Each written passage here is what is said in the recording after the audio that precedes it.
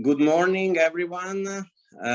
It's my pleasure to introduce this June session for the second Energy Transition Colloquium.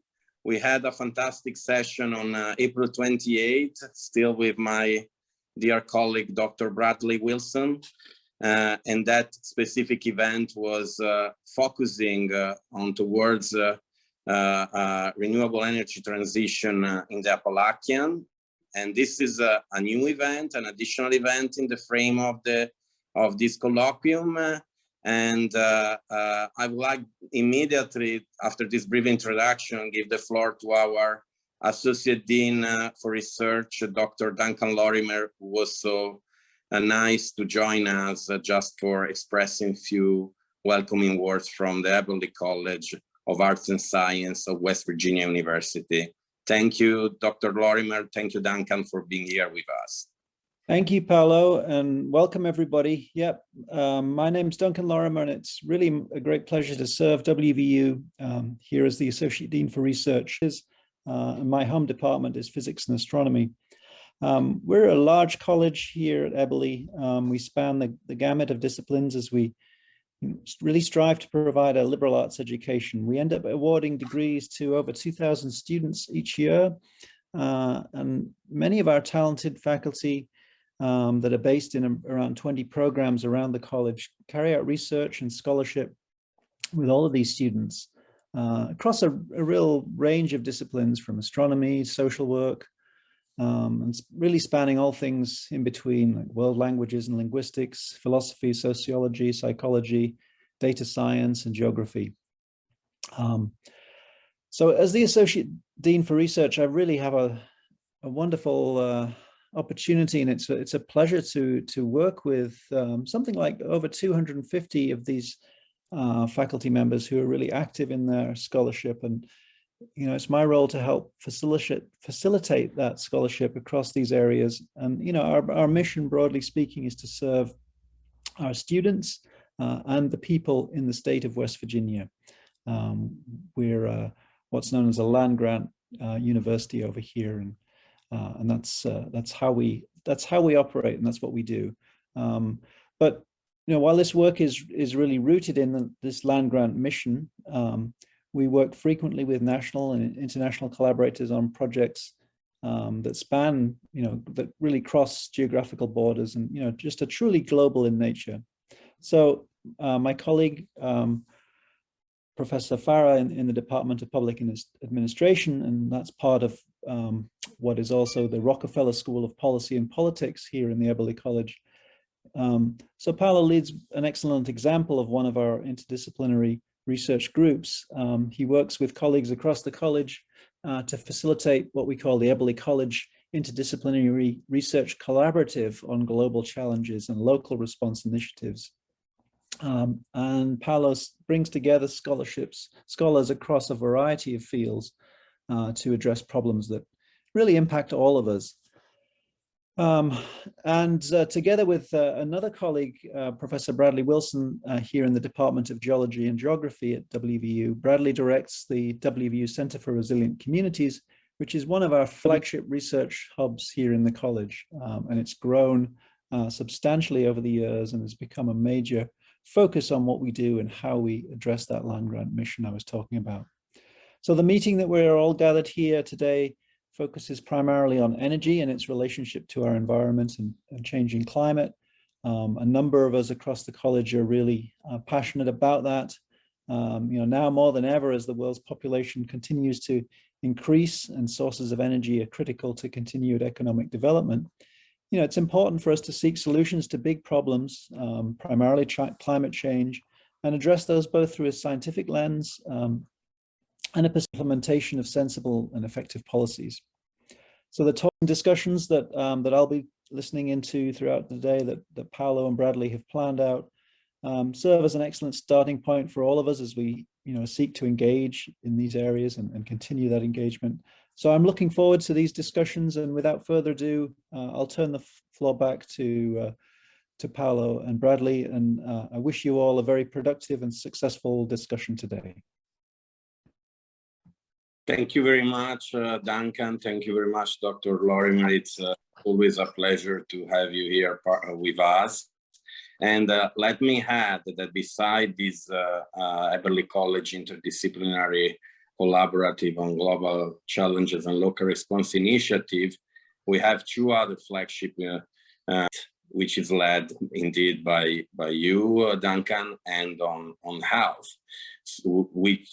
because we give indeed as a college such an importance to these topics globally, nationwide, and of course regionally in the Appalachian and in the state of West Virginia. So I didn't want to forget to mention also the other two collaborative, which were actually the first two, and then this collaborative as well joined the forces and the efforts for the college to boost this interdisciplinary research. And also let me thank also Dean Gregory Danaway in that sense too.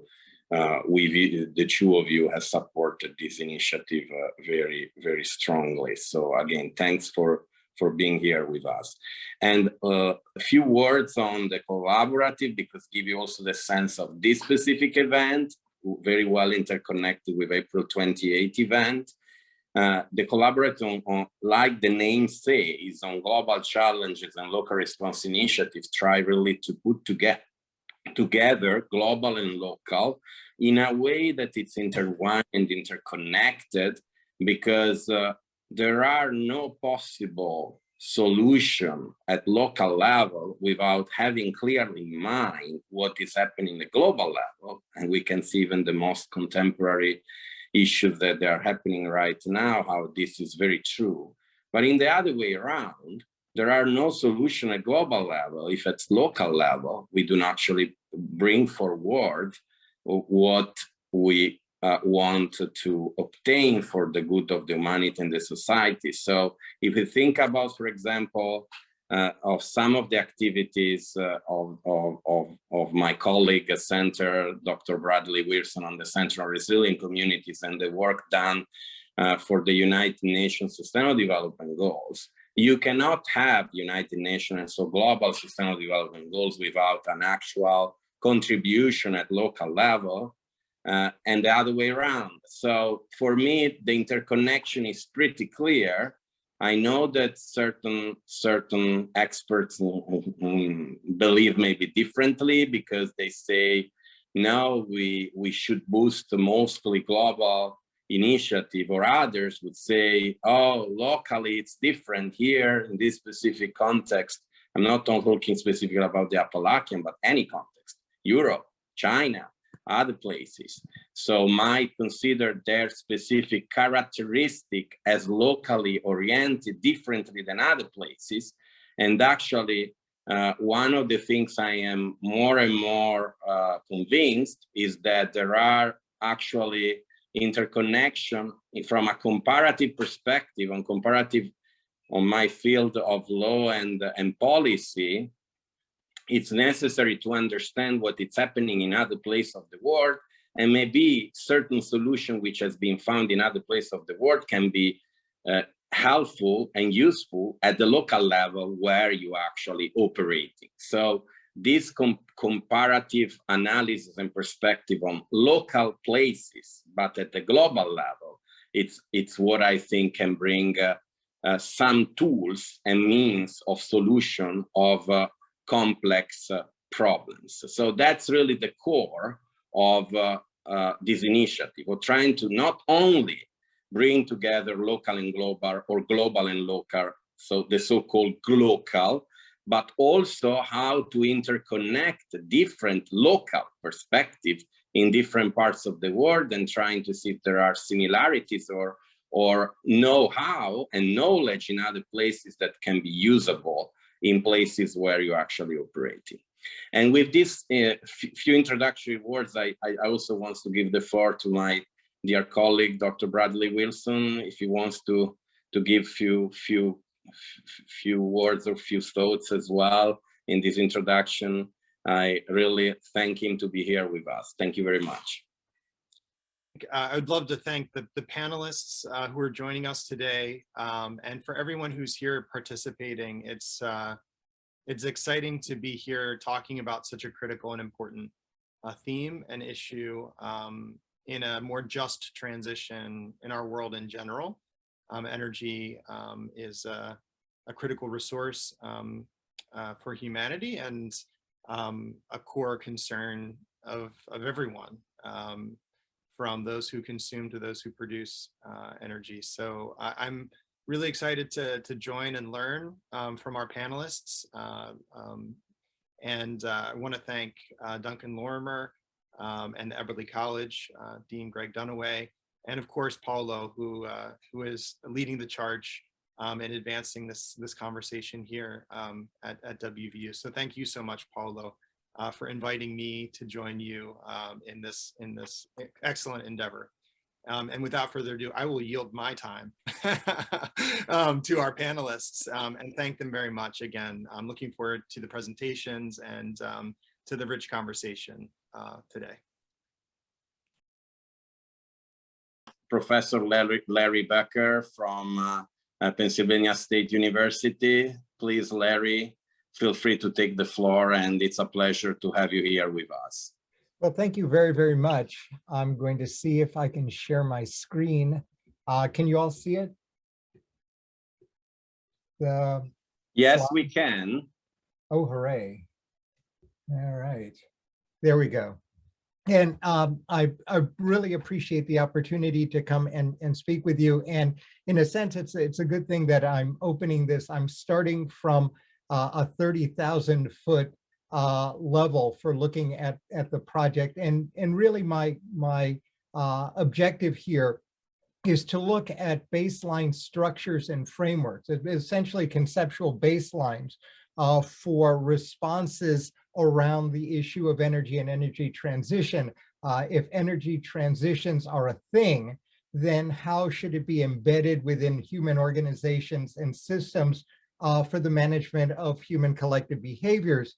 And I'm going to be looking at this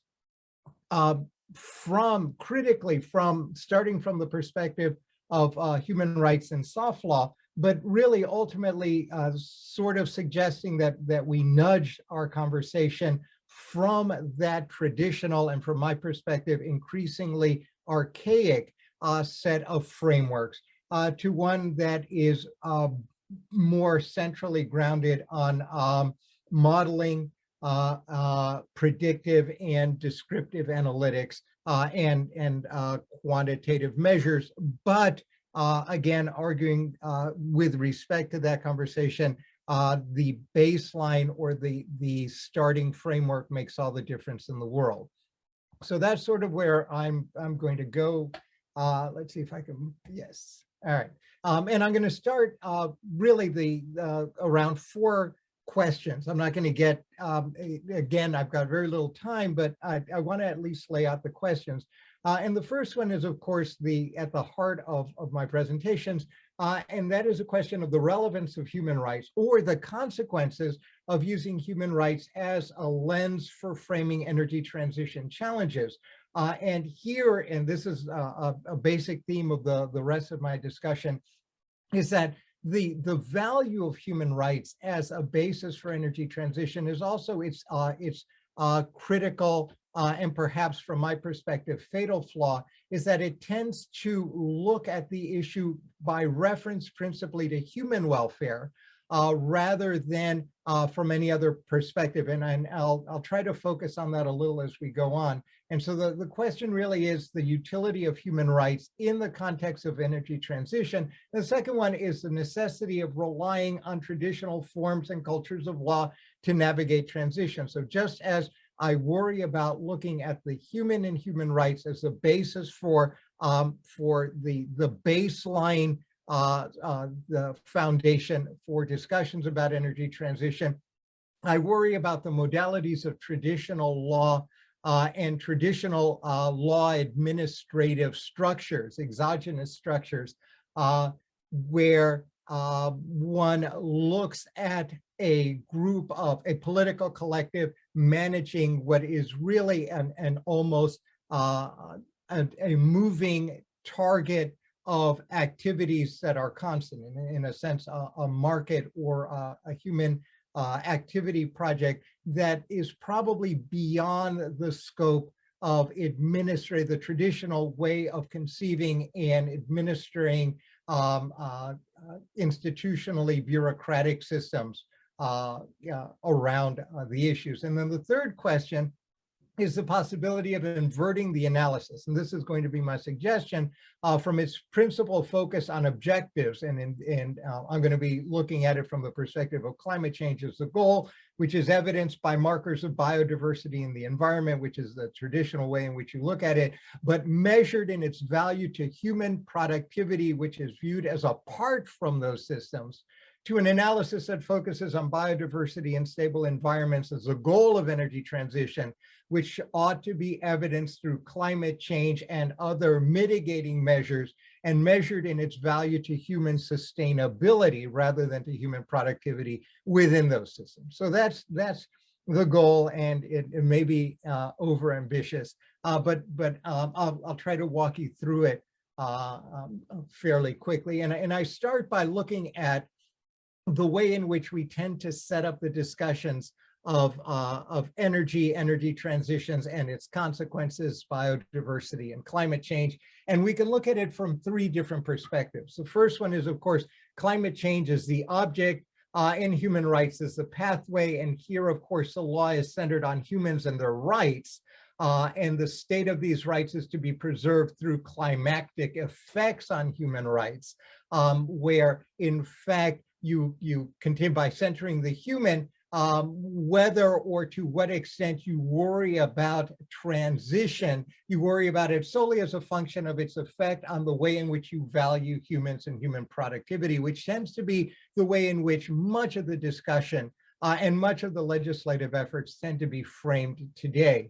A different approach, a different binary, is to look at human rights as the object rather than climate change. Human rights as the object, and changes to climate as a pathway. And here the law is one that's centered on the identification and management of climate changing behaviors. We see this as well in a number of newer approaches. And the state of the climate is of interest, however, only to the extent that it has legally cognizable effect on current interpretations of the rights of humans. Again, we go back to the same conundrum, although we've kind of flipped the factors. The human and the environment are still viewed as inhabiting quite different spheres. And the third way that the third binary, which one is beginning to see, at least in some respects, is sustainability is the objective, the pathways through which are climate and human rights. And the idea here is to decenter the human. You get a little bit of an inkling of that in the sustainability development goals, but not really.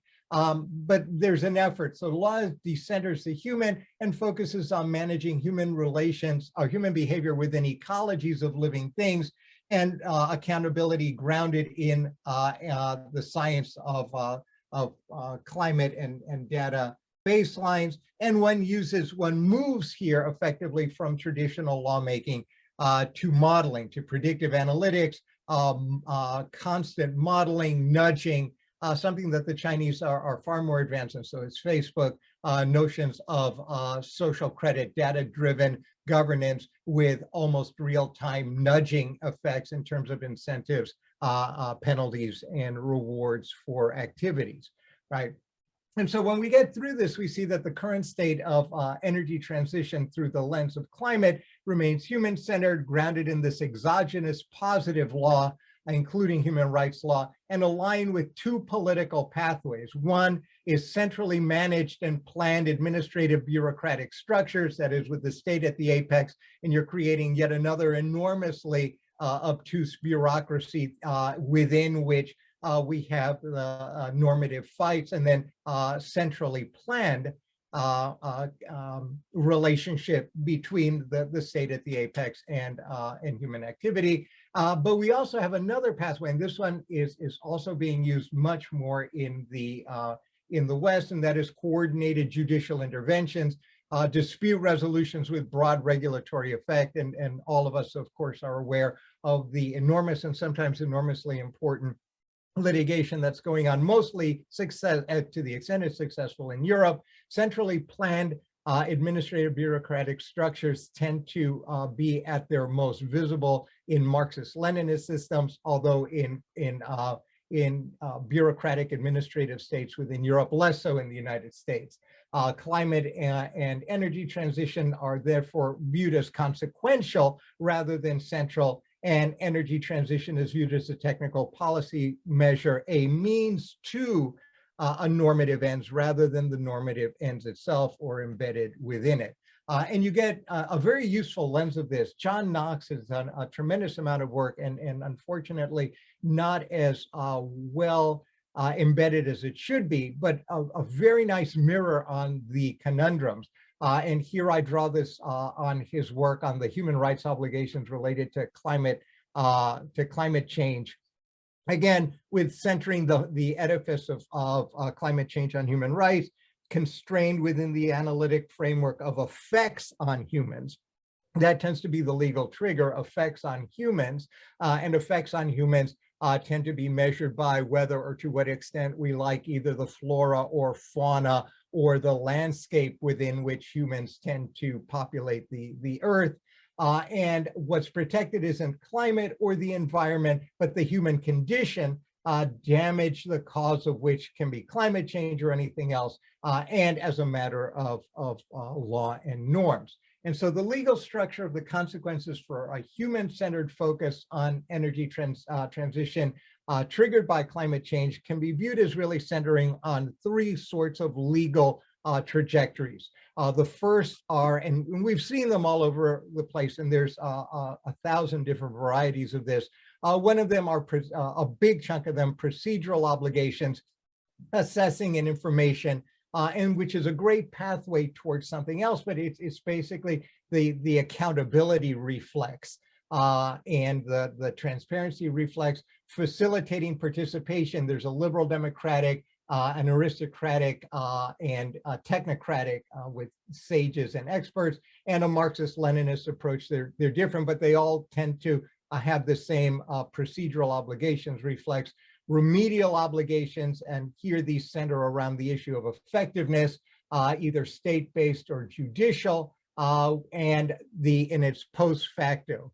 And here there's a lively debate, certainly since the start of the UN Guiding Principles, on, in the context of accountability based on prevention, mitigation, and remedy, which is the one you privilege. Prevention, which is a European, tends to be the European impulse, mitigation, which tends to be the Marxist-Leninist center, and remedy, which tends to be the more market-based and American-centric. So prevention, mitigation, remedy, all of them going around the issue of remedial obligations and that trajectory for energy transition. And then once we get through with all of this, we get to substantive obligations. And again, this is no surprise, 2.5 approaches: a top-down approach with an internationalist supremacy, a bottom-up approach with nationalist primacy, and then sort of on the side, but every once in a while it comes to the fore, dealing with the complex challenges of indigeneity and vulnerabilities, gender, age, territory, island people in the Pacific, for example, every once in a while. And that tends to be the way in which these things are viewed. And the result is, and this is just a slide I presented that suggests where all this leads, litigation at the national and international level. There's a fairly large group of people whose objective it is to use available litigation strategies to move law and norms forward, whether states are willing or unwilling. This is judicial standard setting. Issues of causation have been hugely important, and the extent of the socio-normative effect has been huge as well. And the Americans are moving away from that in recent Supreme Court decisions. The Europeans are moving towards a more energetic embrace. Lawmaking, regulations, and systemic measures. We've seen this both in hard and soft law. National rules, especially in Europe, have become much more vigorous.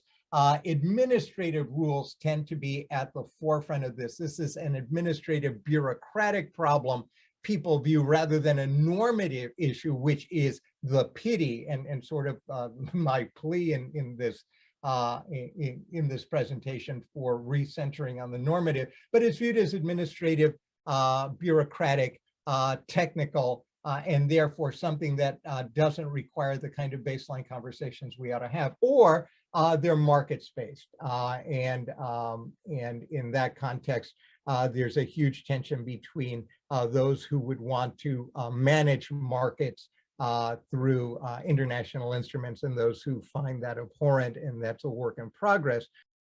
Try to make the case, or at least to point out a couple of things. One is the close connection and the way in which the discourse on human rights has impacted and tends to be a significant element in the discussion of energy transition, especially in the context in which these discussions tend to arise, most famously now in the context of climate change, but also increasingly in the context of biodiversity. I've suggested some of the characteristics of that conversation, its human-centeredness, as well as some of its modalities grounded in informatics, grounded in the challenges and really the contradictions in the context of prevention, mitigation, and remedy, as well as the issue of the character of these discussions as administrative, bureaucratic, or as normative, and therefore its placement within the scope of policy discussions and the like. And what I wanted to do at this point was to show you how all of this actually is very nicely evidenced in John Knox's proposed framework principles of human rights and environment. And you can see here, there's 14 principles. You can see here how the strands of conceptual baselines around energy transition, its manifestation in climate change and biodiversity and human rights then shows up in important international documents like this. And there are a couple of, I'm not going to go through all of these, time is fairly short. I just want to point out a few things that are worth looking at. One, the discussion assumes, without really thinking it through, the apex role of states and the public sector and public management and control as the baseline for and through which approaches to energy transition, whether you focus on energy transition or you focus on its consequences, biodiversity, climate change, and or human rights, depending, again, the lenses can be murky, but it's the states who are at the apex, and the states function solely as a consequence of, or by reference to, the respecting, protecting, and fulfilling human rights, not with respect to climate in and of itself, not with respect to biodiversity or the environment or sustainability in and of itself, but only as and to the extent that it fulfills the legal, however, and that's a moving target, the legal and normative frameworks within which we understand the rights of humans. And in Marxist-Leninist states, that would be the rights of collective humanity. In liberal democratic states, it would begin with the rights of an individual human, and that's a discussion that is still ongoing. We're looking again, not at the environment or the ecologies themselves, but we're looking at safe, clean, healthy, sustainable environment for humans, irrespective of the cost. And then the rest of it, of course, deals with the human effects of transitions and the like, which is where we tend to spend most of our time arguing issues, everything from bias to unequal consequences, to allocation of responsibility, allocation of risk, and the like. And so that brings me back, and I'm almost done, and I apologize if it's a little long. It brings me back to where I had wanted to focus. All of this suggests that one of the great unexplored objects of the discussions that we have around energy transition, especially in this form of biodiversity and climate change, is the object of protection, is the object of protection human rights. And the human is the object of protection of climate. And by climate here, it's a big umbrella. I mean, biodiversity, ecologies, one of the forms in which these things function in and through which is climate. So climate is sort of a catch-all, a metaphor for a more complex set of interactions. And depending on what your object is, the nature of your legislative response is going to be different, both in terms of citing that response and in terms of its modalities. But also the consequences for climate and the environment will also be substantially different. And this is a conversation we have yet to really have.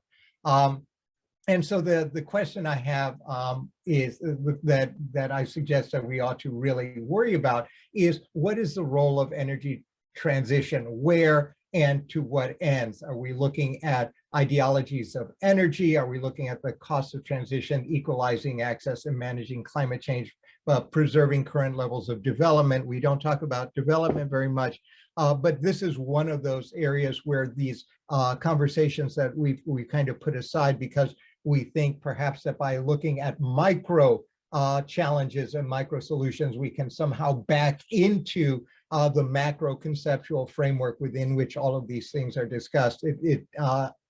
My suggestion is that really in the long term won't work.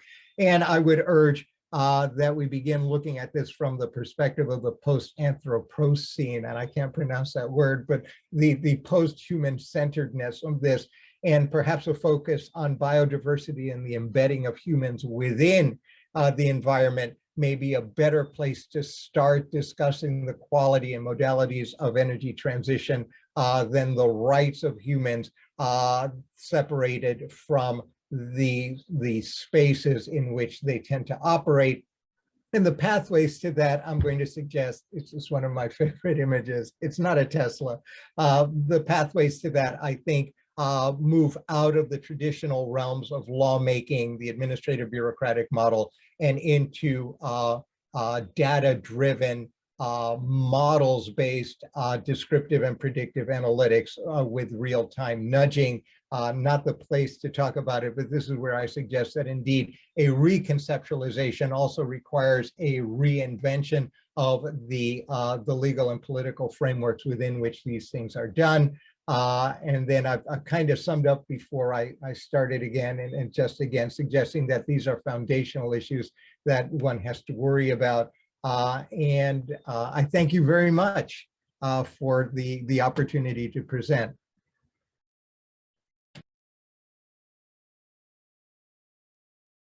Well, first of all, I would like to thank Paolo and Bradley for not only organizing this, what I would say, a timely colloquium, but also for selecting my abstract and so inviting me for this presentation. I'm associate professor of landscape architecture, so my presentation would be quite different from the previous one, but I feel I was really interested because I feel that there are several overlapping.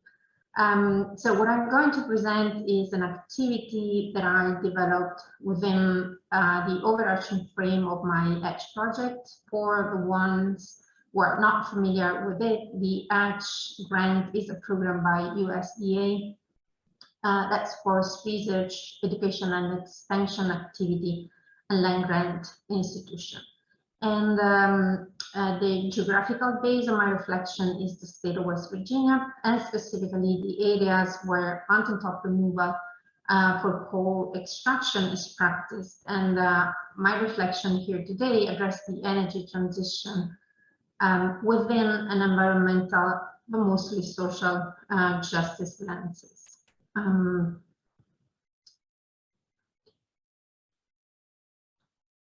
Next slide.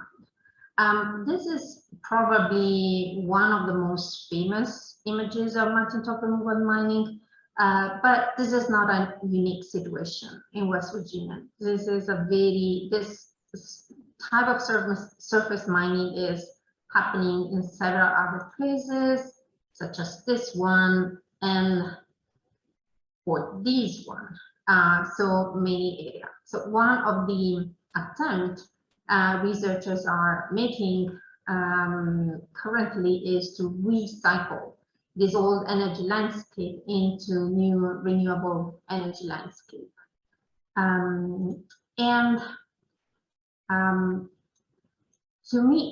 So in the Appalachian region, it has been estimated that more than 4,500 square kilometers of land have been extensively surface mined.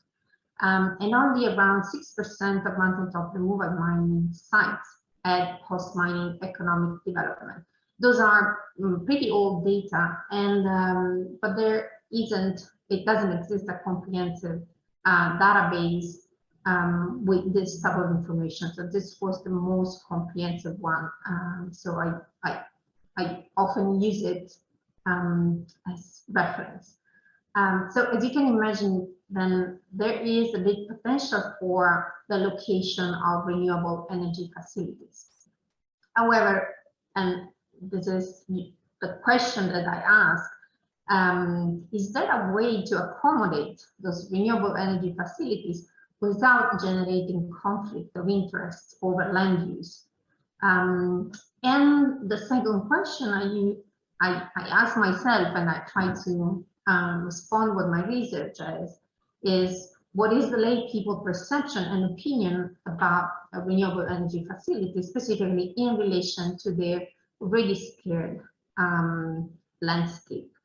And if it makes sense to reuse this land, we have to be aware that this can generate environmental and social injustice issues. In fact, if disturbed areas are good candidates for renewable energy siting, the tendency to concentrate unwelcomed uses in a very spoiled region may further threaten place attachment, for example, and even foment more opposition. And I strongly believe this could be the case, or this is the case of the area of mountaintop removal mining in West Virginia. So as a matter of fact, as Johnson states, renewable energy facilities generally enjoy broad public support, but can raise concerns in local communities. And renewable energy projects are socially controversial. They often encounter strong public opposition, mainly because of the impact on the landscape. And for the reason, they often face delay and even cancellation in some cases. Richard Cowell research among several other scholars demonstrate that renewable energy siting controversies can be avoided or limited when the sites chosen for the location are old energy landscapes. However, as I already mentioned, although proposals for renewable energy facilities encounter less public resistance if sited in a really compromised landscape, this could increase environmental and social injustice.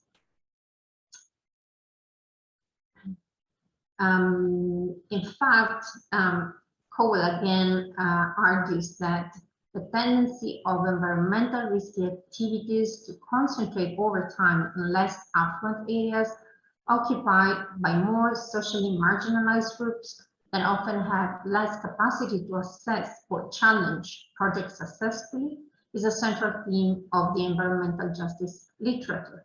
It shows how notionally successful siting decision from a developer's perspective can contribute to distributive unfairness. So what is a successful siting decision for the developer not necessarily is a successful siting decision for the communities that live in that place.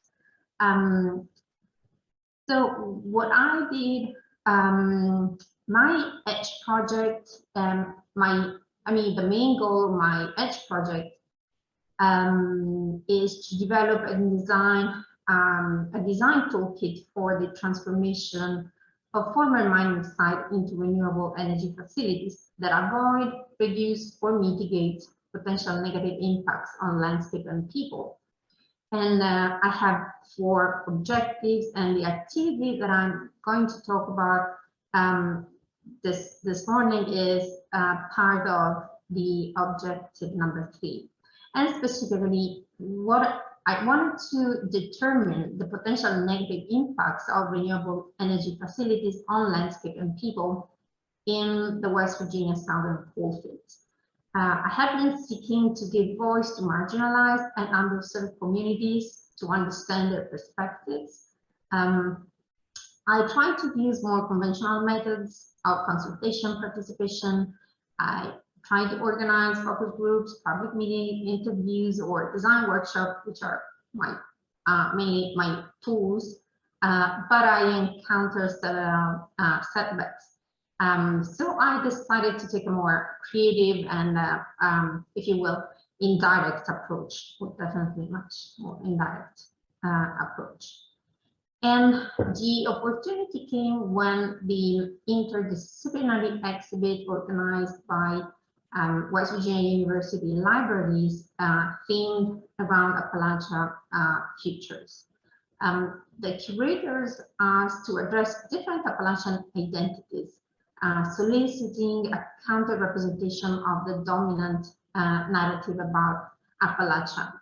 And so I thought that that would be a very good venues for exploring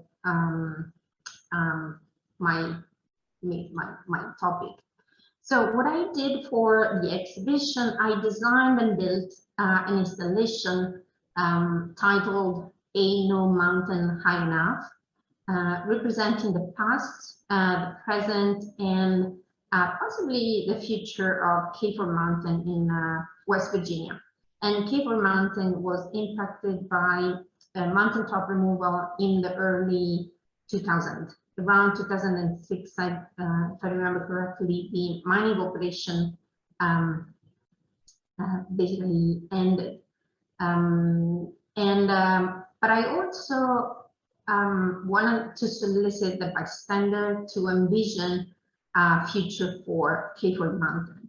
And so the installation, as you can see in the picture, consisted of 3 L-shaped structures, and it was displayed at the West Virginia University Downtown Library in Morgantown from September 2019 to March 2020. Unfortunately, it was only on display for about 5 months because then in March, WVU shut down because of the pandemic, and in June, the exhibition was dismantled. So it only had, the lifespan of the installation was pretty short, 5 months. And what I did on the vertical surfaces, I used infographic, integrating different media such as photography, diagrams, text. And I tried to explain what mountaintop removal is, and I tried to illustrate its impacts on the land, on the region. I explained with a diagram different type of mining methods, from the older one, the underground mining method, to the most current practices, the surface mining, and a different type of surface mining, from the high wall area mine to the more let's say radical and extreme like mountaintop mining. And I also tried to explain the magnitude of the phenomena using some visual comparison, and I compared the top of the mountain that was removed from Kafir Mountain to the Statue of Liberty, and as you can see, the coal and basically rock that were removed are even higher than the Statue of Liberty. And I also analyzed the relation that in this case, it's a sort of inverse relation between mining jobs and coal production. In red, you see the estimated mining employees, and in black, you see coal production, and you can clearly read in the graph that broadly speaking, at least, although coal production went up, for example, from 1990s to 2010, the employment went down, and this is mainly because of the mining method, which is mountaintop removal or heavy surface mining. In the lower part of the three vertical structures, I have three different images, two aerial views of the area. The first one, I try to compare the before and after mountaintop removal. So 1963 aerial view and 2016 aerial view. And then the last image is an image of the site after reclamation. And I selected one sample of one, you can see the square with dashed line. I selected 1 kilometer by 1 kilometer sample of K4 Mountain, and I built a 3D model. It's a 3D printed model that is based, the first one is based on 1963 topography, while the second one is based on the 2006 topography after mountaintop removal happened. And I will say that the models side by side clearly displayed change in elevation and the flattening effect of this mining practices. So I tried with the vertical infographic and with the model to explain what mountaintop removal is and what happened to the landscape. And then in the third panel, this was dedicated to envisioning the future for K4 Mountain. So the installation was designed also for eliciting a reaction from the public. So after you understand what mountaintop removal is and what are the effects, then you can make a wish, and the viewer was invited to select from those 4 notepads the desired scenario for the former mine site.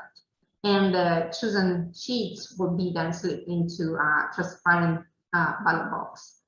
And so I proposed 3 different scenarios. So forest, farmland, and renewable energy facilities. The 4th notepad consisted just on blank sheets for an open-ended response.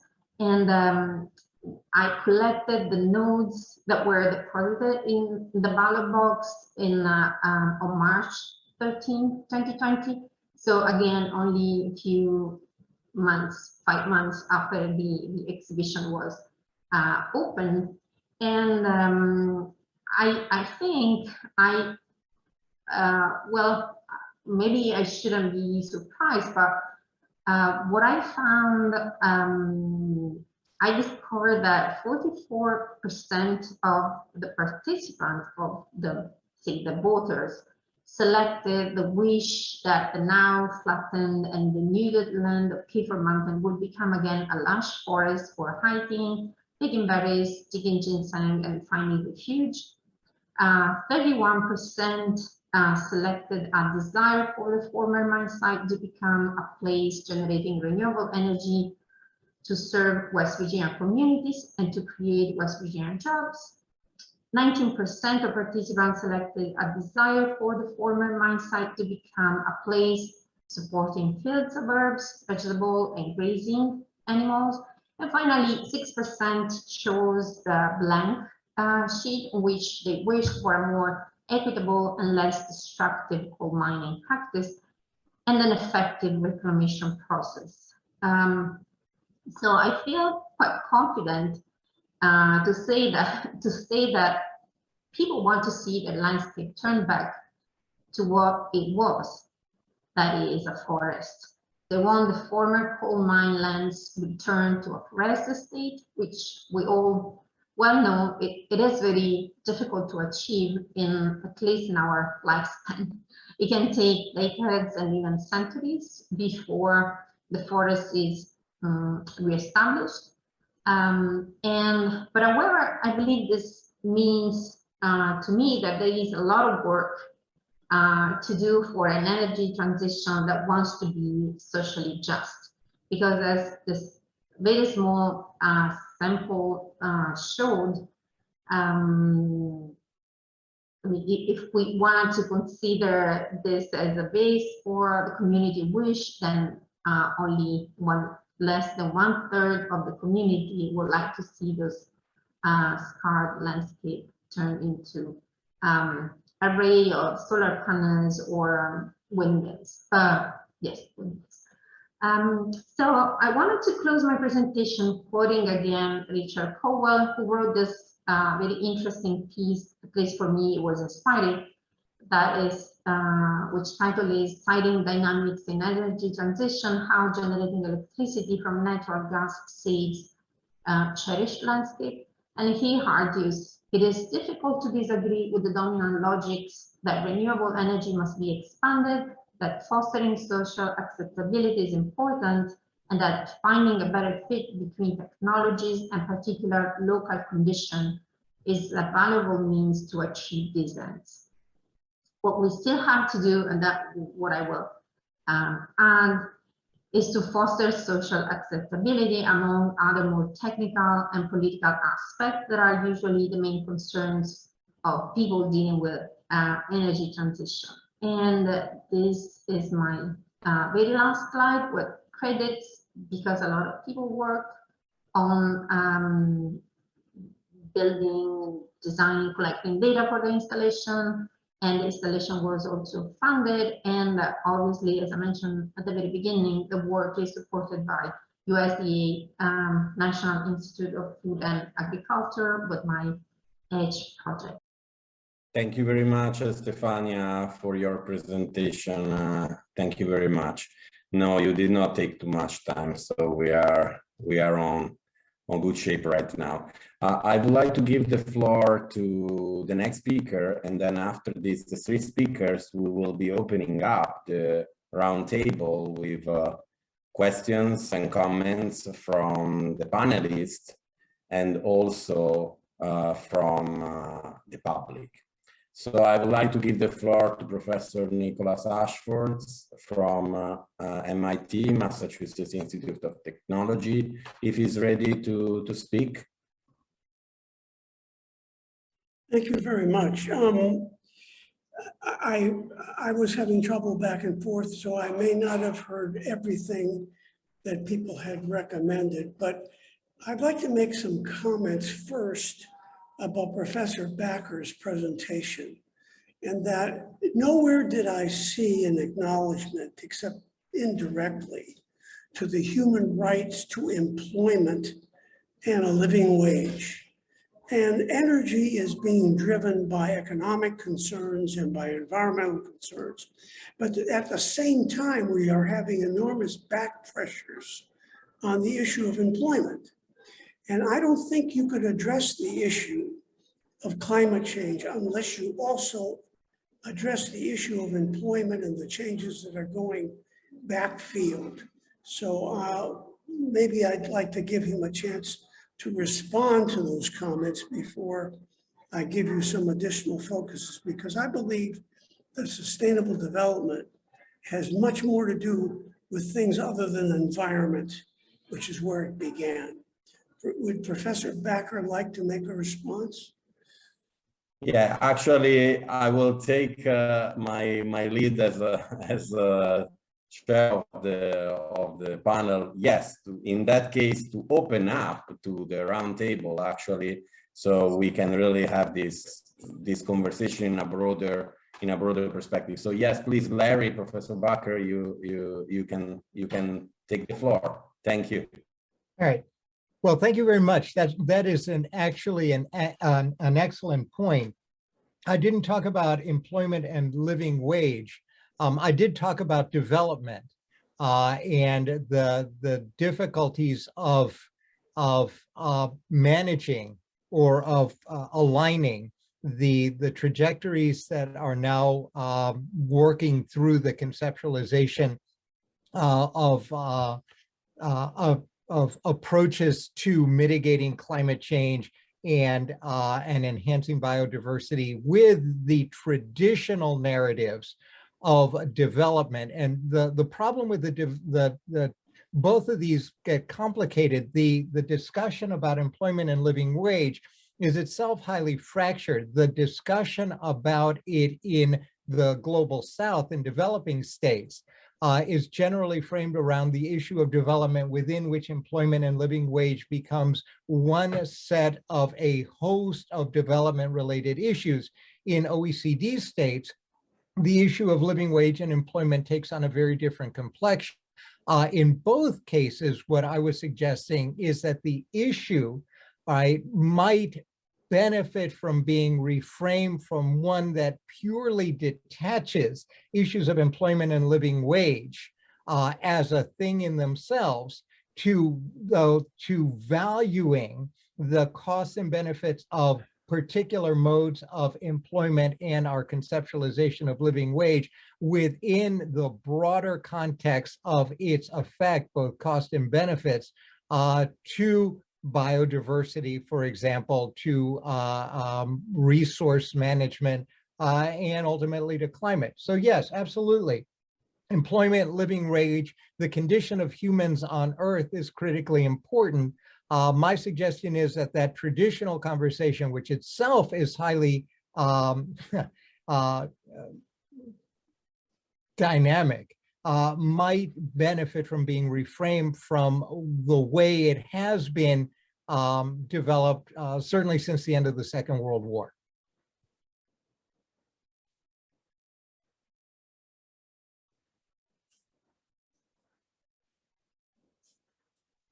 Please, Nicholas, if you want to react or if you want to continue with other questions, or I can also take the floor with additional questions as well. Well, I'll be on a closing panel tomorrow, but I think this particular panel might benefit. I'm at a conference in Pisa, which is different, but I'd like to take the opportunity, if you want me to give you 5 or 6 minutes about how I look at sustainability and why a focus on environment is increasingly displaced. Absolutely. We invited you exactly for that. So please take the floor. So let me then, one of the conferences in Pisa, which is a different conference, of course, asks, after 50 years, to what extent are the principles of ecological economics or even the pursuit of sustainable development goals helpful? And I think they may be helpful, but totally incomplete. We vision sustainability as a triangle, which has 3 pillars. One is the economy, of course, one is in the environment, but then we don't put social here because social concerns permeate the environment, permeate the economy, permeate employment. And so employment is a very major issue which has to be dealt with separately from the economy and the environment. And its interaction with the economy on the one hand, and its interaction with the environment is something that has to be separately addressed, because it isn't true that basically you're going to have employment because you have development. I think that's wrong. And I have argued that, and others have, Herman Daly, that development is very different from growth, which involves not only an adequate and safe and fair distribution of goods, but a good environment, but more than that, fair working conditions, fair and meaningful employment, and adequate and fair purchasing power. This human element has become extraordinarily important and is ignored by people in the traditional approach. Now, when we wrote this textbook, which was 2018, you could argue that's not all that long ago, but there was no Russian invasion of Ukraine. There was no major global energy or food supply crisis. There was no global pandemic. There were only modest changes in the nature of work and employment. There was increasing political dystopia in favor of more autocracy and threatening democracy. And then finally, something which is really crucially important, the emerging influence of information and disinformation on the platform industries. Now, Europe has responded by having a Digital Markets Act, but the United States keeps insisting that the freedom of speech also protects the freedom of reach. So the more influence that the platform industry has, the more satisfying it is of freedom of speech. That's not true. We're in deep trouble from steal the election to the misunderstandings across the board. And, you know, and while there are many different importances, including the rise of immigration and the unions, what's really very important is the following, that we have to integrate government intervention, and we have to co-optimize the various concerns, which not only include environment and growth, but have to include employment.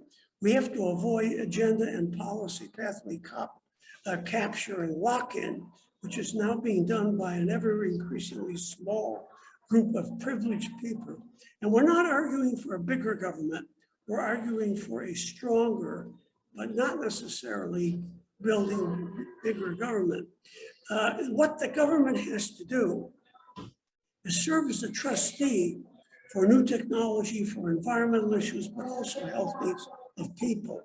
We have to constrain the influence of the incumbent producers or service provider, because the people who've been causing the problem are unlikely to come up with a solution. And we knew the system innovation. It's not enough to have electric cars. Can you imagine everybody in China driving an electric car?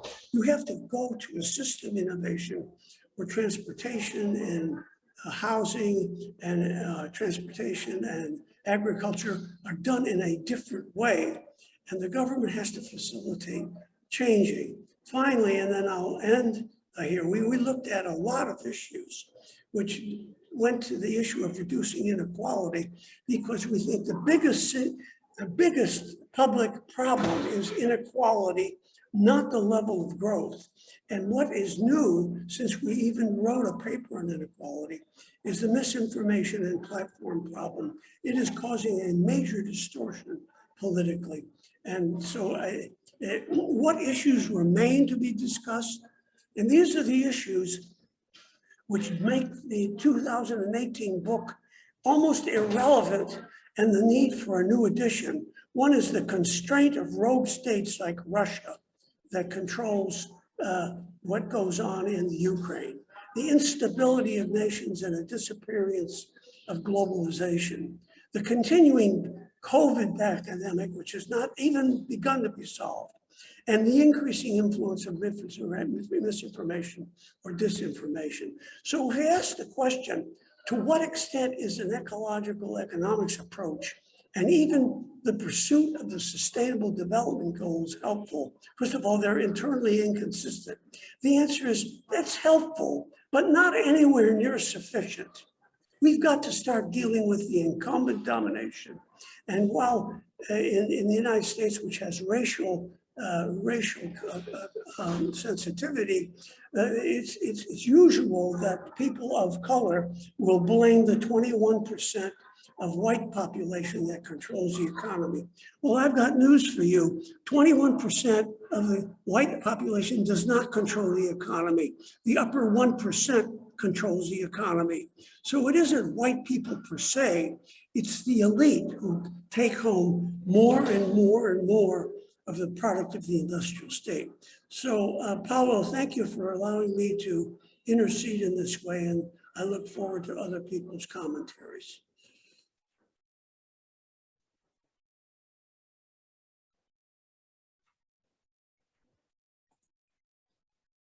Thank you very much. Thank you very much, Nicholas, for all you have said. It's open up indeed questions also from me to Larry and also to Stefania. So I would like to open up for the roundtable.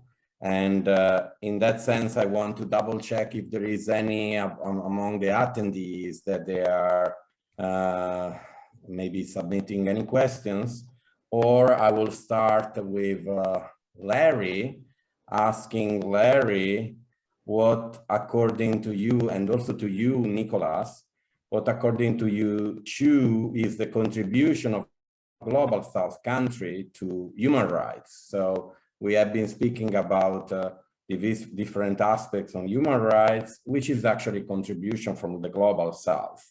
And then for Stefania, I would like to ask her, how do you connect the situation of West Virginia to the regional and the global scale? So I would like to start with these two questions, and then we can move forward to following questions. Thank you.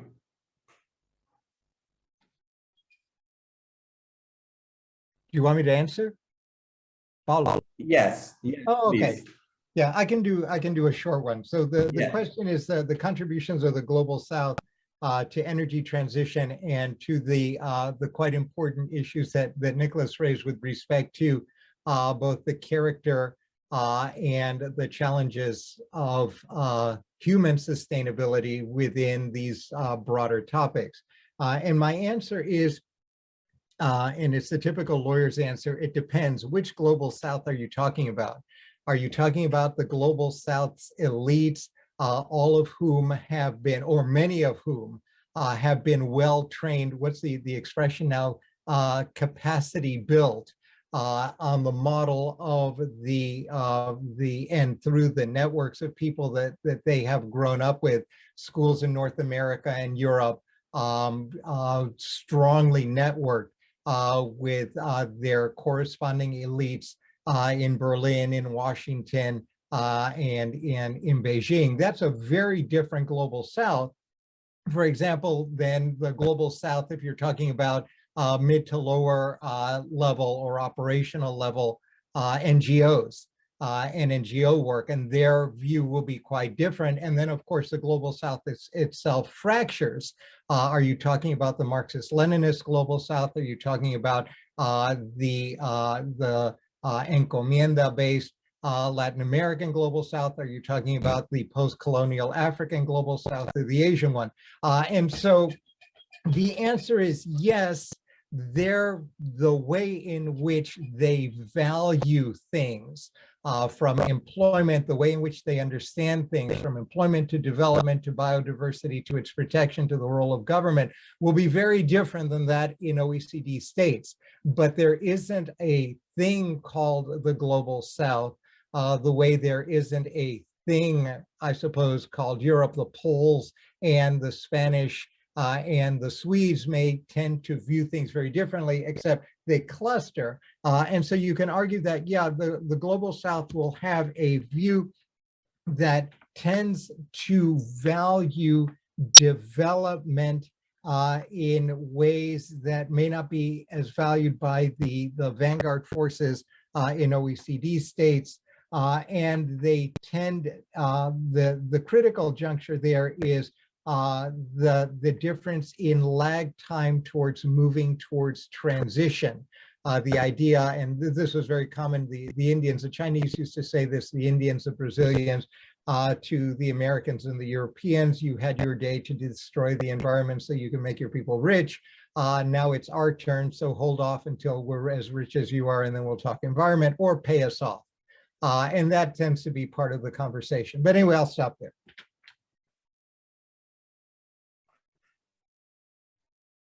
Thank you, Larry. Thank you very much. I have to tell you that I do not like the term the Global South. I don't like the term the Global South. I think it hides too many sins. I think the issue is the least advantaged part of the population. I think an inequality spectrum is much more important to look at than who represents power in the South as opposed to power in the North. I think this diverts attention. You find people who believe in growth arguing with people who believe in growth. instead of people who say we've never had the growth, we have a decreasing percentage of representation. They are the ones that we ought to be concerned. And by that, I expose my biases, which in those of John Rawls, which I know you must know. And he talks about the fact that any moves that a society makes ought to advantage the least advantaged.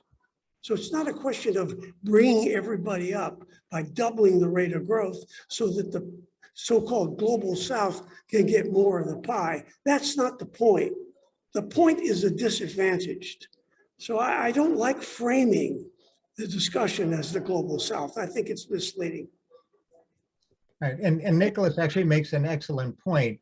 There's much more in common, I suspect, with some regions of West Virginia to some regions of rural Brazil than there is between the elites in Brazil or West Virginia and those people who live in the poorest areas. And so to speak about the global South really tends to miss the point, and I think that Nicholas made quite well, which is the point of global streams of inequality and privilege as opposed to its geography.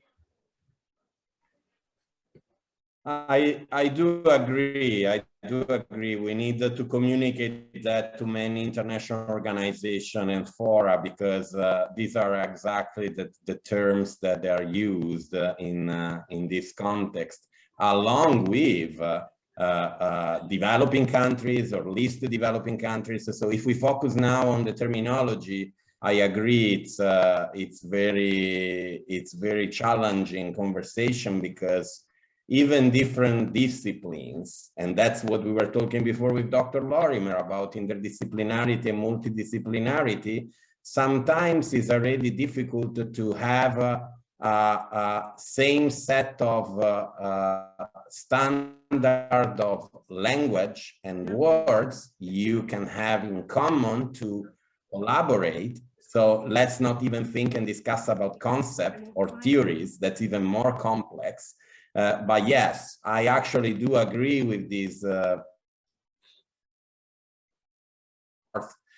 So global North and global South, opposed to least disadvantage or other terminology which are used in the international context, like least developing countries or developing countries.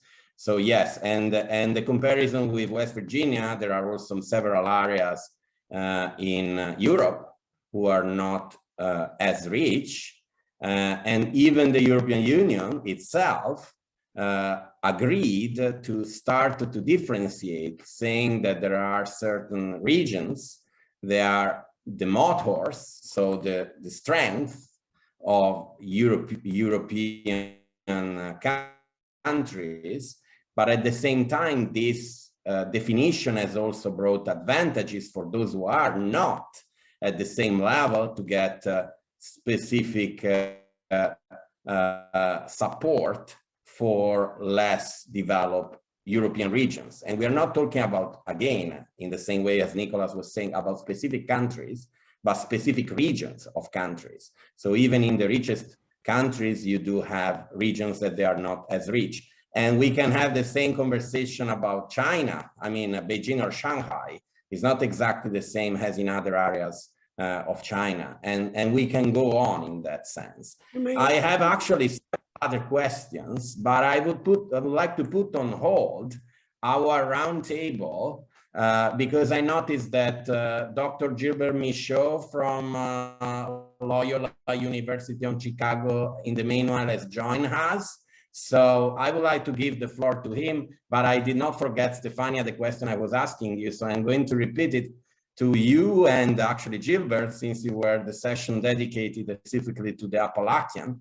I will reopen up that questions after the presentation of Gilbert. If Gilbert is ready to present, if he's not ready, then we can continue our conversation. I also want to double check. Nicholas, do you have any limitation on the time, or are you needing to leave? Because I don't want that then we give the floor to Gilbert and then in the manual you have to leave. So I want just to be sure. I just Yeah, had you a have comment, time. I just had a comment, which was, I have a master's degree student from MIT who's comparing the Appalachian coal industry with what the Germans have done with the energy Wende. I mean, the Germans are deliberately going to strengthen the capability of the people in the mining regions in Prussia, but they have a whole energy policy, which the United States does not have. So countries are very different as to how they address people who are left behind. And you're quite right. It is regional rather than national. Yeah, actually, on this specific point, before I give the floor to you, Gilbert, I still would like to hear Stefania points on this, because I don't want to let it go away, the question and the comments, because then we have another presentation. So Stefania, please take the floor. I would like to give you a couple of minutes or more to react to all this, please. Thank you. Yeah, thank you for the question. I really feel not in the right place for answering. The work that I do is really place-based, and it's very contextual and local. So my general, to tie back to the more global context, coming from Europe, I know that there are several countries in which the way you set renewable energy facilities is regulated, and in a way that doesn't impact the landscape. So what I'm trying to do with my research is to establish those rules. And obviously those rules have to be very different. I mean, I cannot apply rules that apply, for example, to flat land in Andalusia to what happened in the Appalachian region. So one of the steps of my research is to understand what other regulation exists out in the world, and trying to understand how those can be somehow adapted and or in my case redesigned, because that's what I do. I design, redesign to fit not only the physical context, but also the social context. So I've been, I would say, very lucky to meet people who, like Pancake, who are very passionate about the region and the landscape, and who wrote about those regions and landscape. And so I got to know the landscape from I would say, the people perspective, the community perspective, to understand what they value, for example, in a forest, and what they don't value in a plain, for example, or and so, well, my message will be every type of tool that we use should be contextualized in terms of physical context, but also in terms of social context. And everything that happens at the global scale can be only an inspiration for moving forward, but it cannot be directly translated into a context that is both physically and socially very different. I'm sure I didn't respond to the question because I don't really have a different perspective. It's strongly, my perspective is strongly related to my field and discipline, but I would say that between global and local, I would always go for the local because that's the only place where you can really solve the type of issue that I address with my profession, with my teaching, and with what I do. I mean, it's just a matter of, I would say, discipline. Yeah.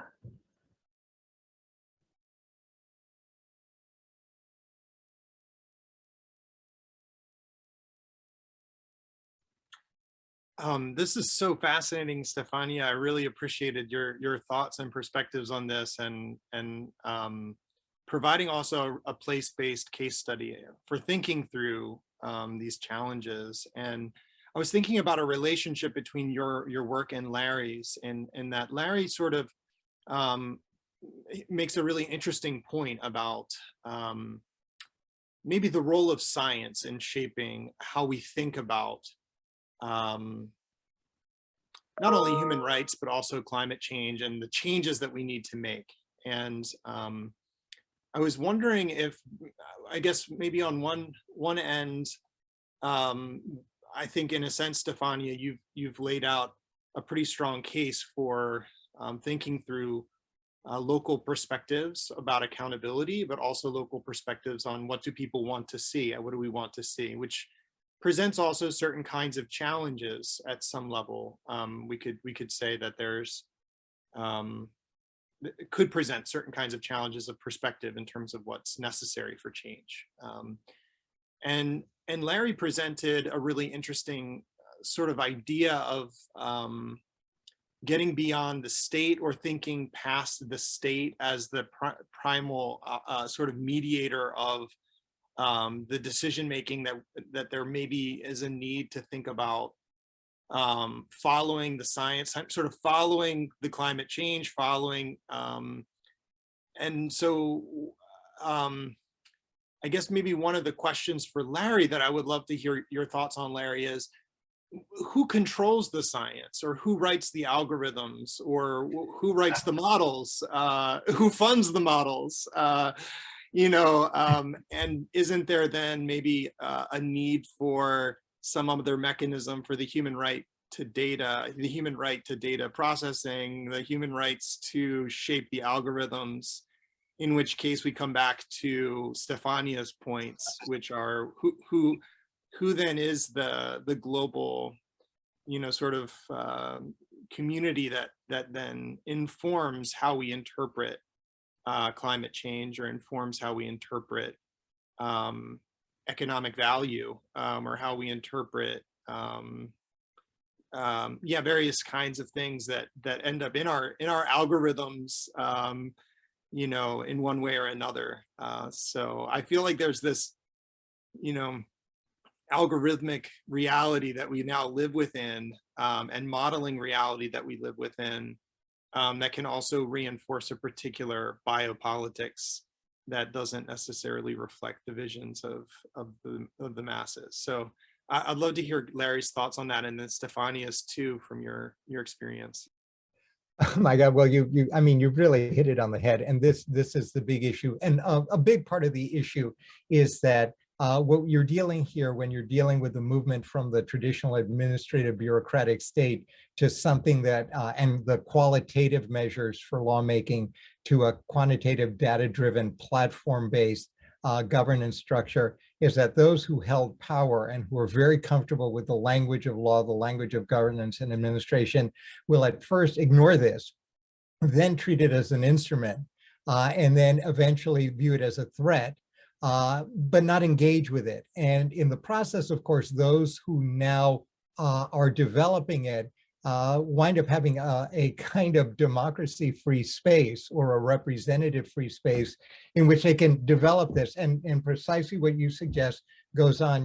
The lack of transparency, even in the context of human rights. And there's some stories of people who are developing rating systems or descriptive analytics that are then interposed, but you ask them to take a look at the analytics and the algorithms, and they say, oh, no, I'm sorry, that's proprietary. Nor can you look at the data. The transitions are messy. Transitions are biopolitically motivated. The unpacking the ideologies of this requires the same kind of engagement and issues that we've been dealing with for 300 years with respect to the bureaucratic administrative state. And we have barely started looking at this, in part because it wasn't until 4 or 5 years ago that people began looking at this. And just a last point. And so you're absolutely right. And we're just at the beginning of this. And part of what one deals with in all of these contexts. It's not just development, employment, sustainability, biodiversity, and the like, but virtually every segment of social organization from a political or economic perspective is one has to deal here with the underlying ideological perspectives and the representative or engagement capacity of the masses, and you just don't see it. What really hit me, and one really saw it, was during the Trump administration, the enormous fight that they had at the beginning between those who were in the president's office, those who were interposing predictive and descriptive analytic models with respect to COVID responses grounded in centering economic stability versus and the value and the mediating that economic stability with health and mortality rates versus the other faction within the Trump administration that were using a very different set of descriptive and predictive analytics in which the absolute protection and maximization of the reduction of mortality rates was at center stage, irrespective of its effects on the economy. That discussion was completely opaque. No one was invited to talk about this, and yet policy, which was then translated into the traditional administrative bureaucratic narrative, flowed from it in ways in which we were actually one step removed. And we see this now occurring in a number of areas, including but not limited to this larger discussion about the role of humans in the context of discussions about sustainability and biodiversity. Sorry I went on so long, but yeah, I mean, this is an important area. Yeah, yeah, thank you for your question, Bradley. And one thing I wanted to say is that landscape is, I mean, there are scholars who are trying to demonstrate that landscape is a human right, the human right to landscape. So that, yeah, I really think that landscape, since it is a very broad umbrella, really encompass everything. I mean, the sphere, the human sphere, and the other than human sphere, and so the social aspect. I believe that landscape is really one of those frames that really can be used for addressing the energy transition, because it's able to cover so many aspects. I agree with the fact that considering only, I mean, when I show the data that I collected, and actually the sample was really small, that exhibition was supposed to stay up at the library for more than 1 year, and then it was supposed to travel in the state and probably even further. So nothing on that happened. So the data that I collected, it's a very small sample, and also it's I would say a not representative sample due to the location of the installation itself. So I never intended the eliciting people to respond as, okay, let's see what people want and just follow their wish, but it was more a way to try to understand where they would stand.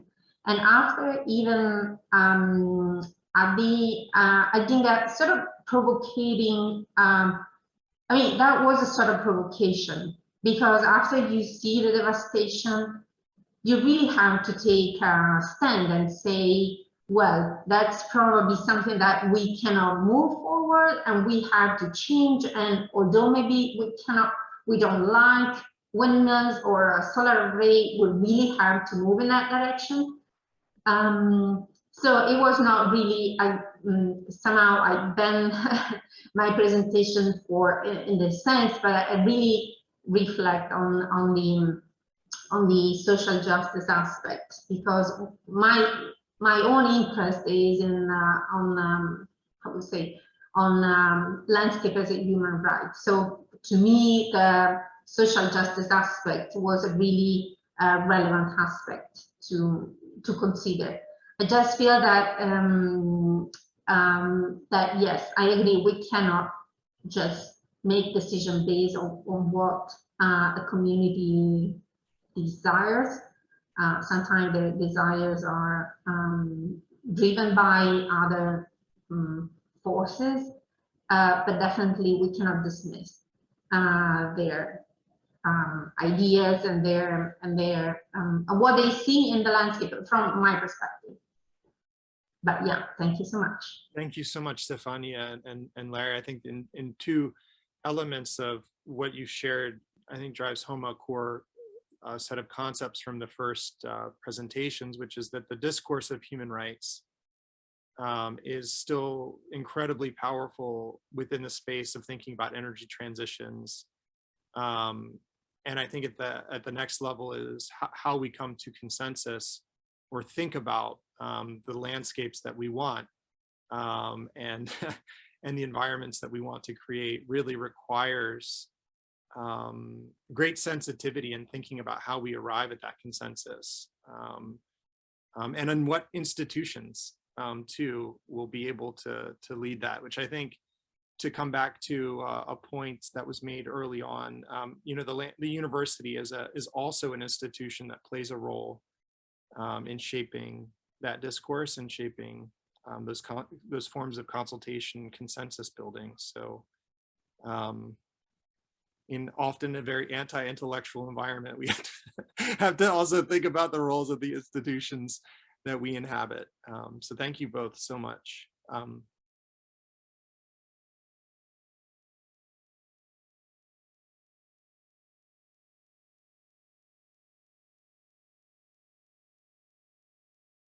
Gilbert? Yes. Hi, Paolo. Thank you. Thank you, I have Gilbert. the ability to share my screen, I'm assuming? Yes, you are. Yes. And Okay. in the meanwhile, I can just mention for those who do not know you that you are a professor. You work at Loyola University in Chicago, the School of Sustainability, and we are very happy to have you here today with your presentation. Thank you very much. Yeah, I appreciate that, Paolo. And one final question: how long about do I have to present?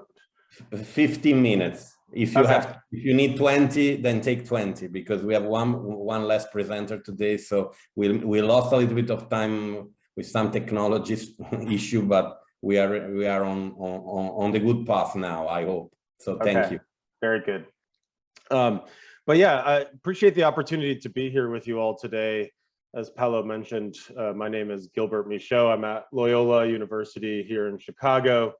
I wanted to actually talk about a lot of the work that I've been doing over the past 5 years or so. Prior to coming here to Chicago, I was a faculty member at Ohio University, which is tucked in the southeastern corner of Ohio, very Appalachian. And so a lot of my work has been focused on rural issues and energy transitions occurring in rural communities. And Ohio's been a really interesting case study.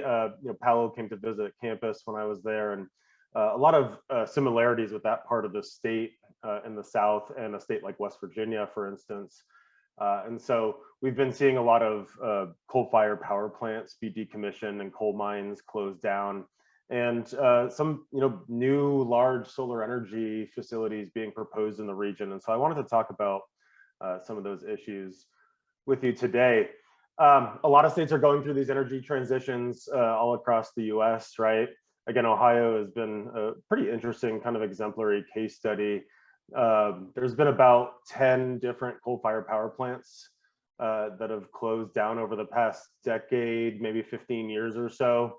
And so this question clearly becomes like, how do we continue to meet, electricity and energy demands perhaps in a more sustainable way when we're closing down a lot of these large generation assets, right?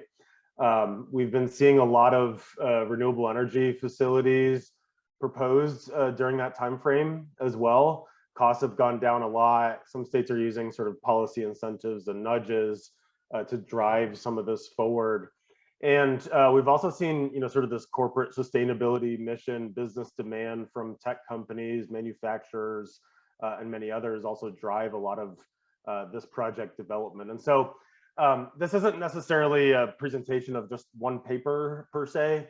but rather a compilation of a lot of work that I've been doing comprehensively on economic, fiscal, workforce impacts of these energy transitions, and trying to do a very applied and engaged work in these communities.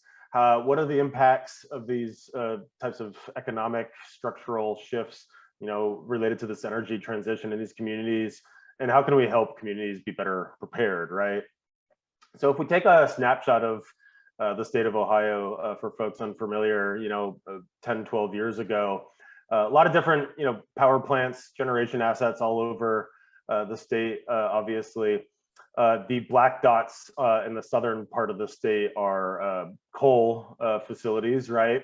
And we've seen this shift over time. This is still admittedly a bit of a dated depiction. If we looked at this now, 5 years after this image was created, we'd see even less black dots. But you can see clearly that a lot of these coal-fired power plants are being shut down.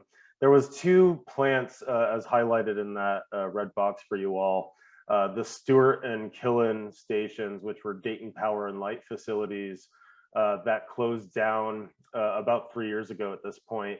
And we actually had a large US Economic Development Administration grant, EDA grant, to study what this means in these communities. In the state of Ohio, they put out these warn notices that basically say when a facility, industry, whatever it might be, is closing down. And so a warn notice came out that said, DP&L, Dayton Power and Light, was closing these 2 coal-fired power plants, and almost 400 folks directly would be impacted that worked at these facilities by the shutting down of these plants. And so we were doing a lot of work with the county commissioners and economic development practitioners and others to try to understand what these workforce transitions might look like for these affected and impacted workers. Here's just a snapshot of some of the work that we were doing, trying to assess, in essence, the knowledge, skills, abilities, education levels, et cetera, of these types of folks working at these facilities, and what types of emerging occupations perhaps they could plug into. Now, this is a very nuanced issue, clearly. This is a very simplified, we have tables and tables of data, of course, but we were looking at coal-fired power plant workers in particular, just a snapshot of some of those types of occupations. And we were trying to sort of map these into potentially emerging industries. It doesn't have to be energy related, right? It could be rural tourism or healthcare or anything else for that matter. But we mapped it into the construction, and I'll talk about this more in a bit, of these larger solar energy facilities as more started to pop up into the region.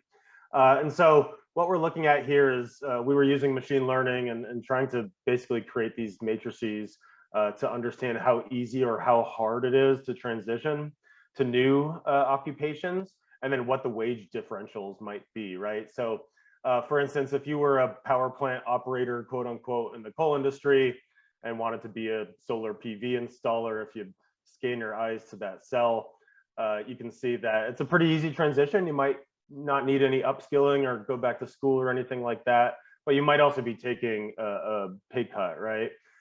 Conversely, if you wanted to maintain those same wage rates, or even get a raise for that matter, if you worked as a coal production worker, power plant operator, et cetera, and wanted to be a civil engineer working in the solar industry, you could potentially do that, but those jobs are much harder to transition to. You probably need a graduate degree, maybe even some sort of professional level certification, et cetera. So we were, running these models and trying to sort of equip the boots on the ground practitioners with potential pathways for these folks.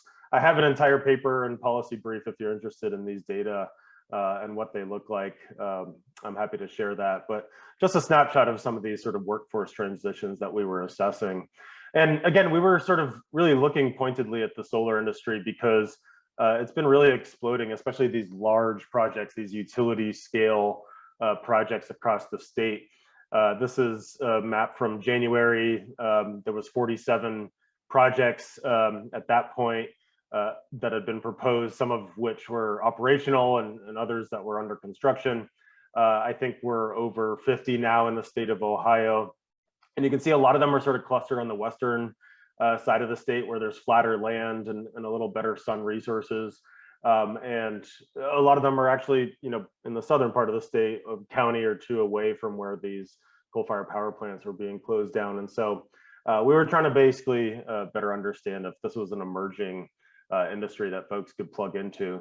Again, the business demand piece has been really important to a state like Ohio. The Facebooks, Amazons, Googles, a lot of these data centers and tech companies that are clustered in some of the big cities, right, of Columbus and Cincinnati, are the ones that are saying, hey, we want, to be powered by renewable energy. We have greenhouse gas emission reduction goals, renewable energy percentage type goals. And we're driving a lot of this development and a lot of these construction jobs related to building out this renewable energy infrastructure, right? We actually did, if anyone's interested, a little better job of trying to operationalize what this means. A project I did with the Nature Conservancy last summer, me and my students, where we looked at zoning policies and even just renewable energy and emissions reduction goals in towns and cities and counties across the state of Ohio. But again, looking at these larger companies, organizations, from Fortune 500 companies to hospitals and universities that have these types of goals, and how that is driving project development. 60 of the 100 largest employers in the state have some sort of target that's driving a lot of these projects. And so a lot of the work that I do, admittedly, is again, very applied in nature. I'm working with electric utilities, with project developers that are trying to build, wind and solar projects, maybe transmission lines, local and state government folks. And in many cases, they need to do a number of different studies to get projects approved, right? Typically by some sort of siting agency or siting board, et cetera. Sometimes this is a pollution impact study. Sometimes this is a grid integration type study. A lot of the work that I've been doing over the past few years has really been more focused on the economic and workforce implications of these types of projects. And so what we're looking at here is a few different categories. I'll go through this fast. We're looking at sort of the direct jobs that are impacted, let's say building a solar farm or a big solar array, right? That construction related type occupations, installers, project managers, electricians, and then also trying to quantify what the supply chain impacts, right, what might be those indirect type impacts. And then all of those folks spend money in their regional economy on groceries and entertainment and all the things that we normally spend money on. And we call that this induced effect. So how is that helping support jobs in a local economy as well through that lens? And then we're looking at sort of two discernible phases, right? We're looking at the one-time construction phase impacts, which are, frankly larger, 12, 16 months to build out these types of projects. And then after it's built, it's connected to the grid, generating clean electricity. And we call that the operations and maintenance, the O&M phase, which might last, 30 to 40 years or so. So we've done a lot of this work. This is just, a snapshot of what this looks like for a project called Fox Squirrel, which is a solar project in Madison County, Ohio.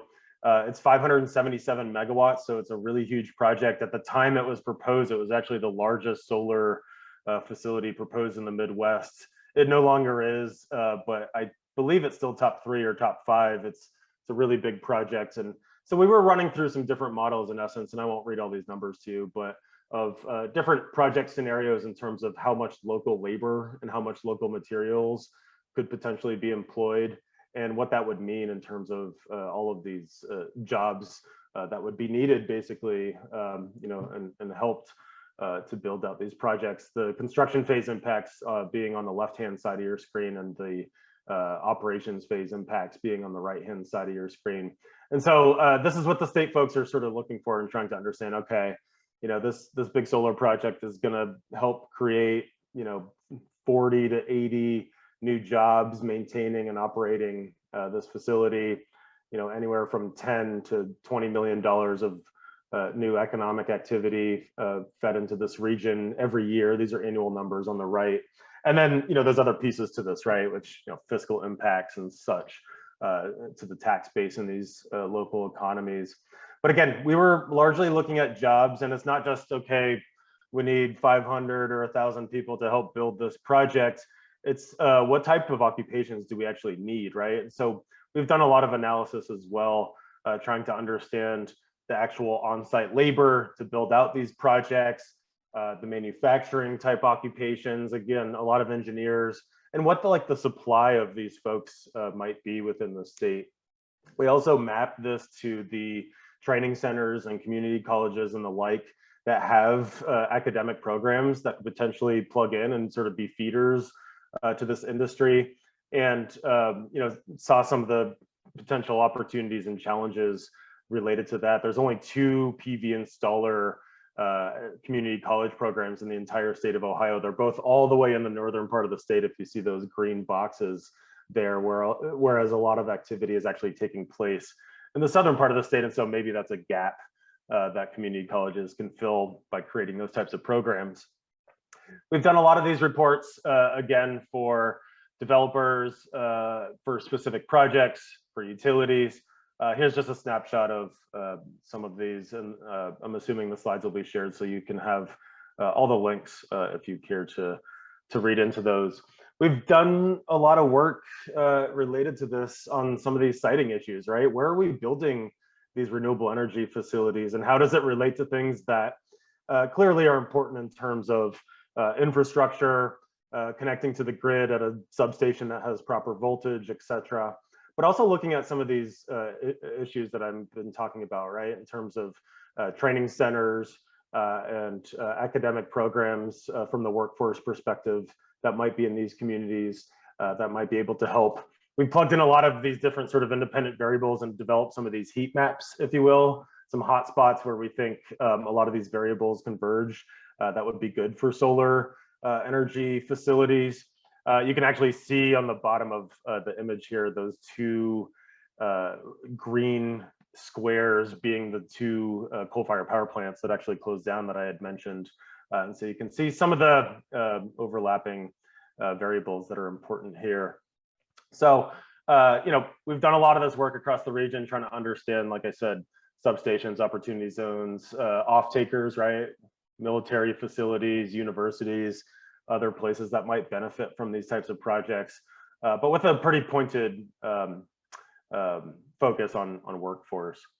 This is really interesting. I'll end with this last sort of piece here and talk about a grant project that we have right now, where the sort of equity and procedural and distributive justice type issues, and trying to understand sort of the regulatory and approval processes for these types of projects, right? Not every rural community wants these large wind and solar projects. And so there's this very sort of multifaceted, nuanced process to get these projects approved in the state of Ohio. Historically, it's been a very centralized state level process that runs through Ohio's Power Siting Board. And then there's an opportunity for a public information meeting and a local hearing where folks can go and voice their opinion about a project. But a lot of the decision-making process, admittedly, is happening between landowners, the solar developer, and the folks at the state level. This has all been flipped on its head recently with Senate Bill 52, which actually increases local involvement, which has pros and cons, perhaps, but now integrates local folks, such as local county commissioners, on this sort of approval board, if you will, to make sure that they're hearing the local voice. And so we're trying to unpack that a little bit more. We have a grant right now through the U.S. Department of Energy and their Solar Energy Technologies Office, or CEDO, and we're focused on Ohio, but we're also looking across sort of this region that you see on the top right-hand side of your screen, which we're calling the Great Lakes states. It's basically EPA Region 5, and we're trying to understand, what these projects look like in these rural communities. Many of these communities aren't even really properly zoned. They haven't seen these types of facilities before. They're learning about them as we go. And so we're trying to assess sort of the knowledge flows, how much they know about these projects, what it means for their communities potentially, and how it affects decisions regarding zoning and approval, and sort of the policy pieces to how these projects get built. So we're sort of looking at all of these different stakeholders that are involved, right? A lot of, like I said, these big utility scale renewable energy facilities, really a new concept in these rural communities. And so what we've been doing is conducting interviews just, in the months prior to this, in the past few months or so, with a lot of different stakeholders.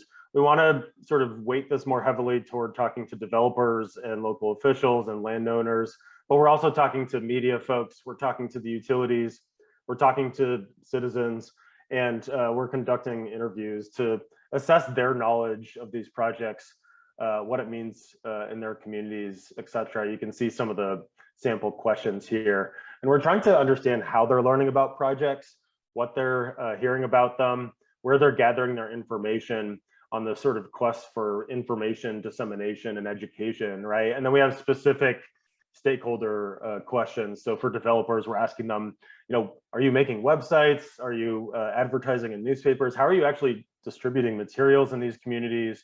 And what does this all mean for the future of these big projects moving forward? We've done about 10 interviews thus far. It's been really interesting. Some of the local officials and landowners are learning about projects directly from developers before the general public is, which is this really interesting kind of issue.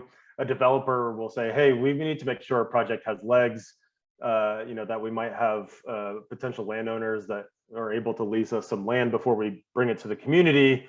And then other folks are saying, developers are sort of sneaking around. And so this is a really interesting issue. But typically the broader sort of citizenry only learns about a project after an announcement has been made in a newspaper, website, etc.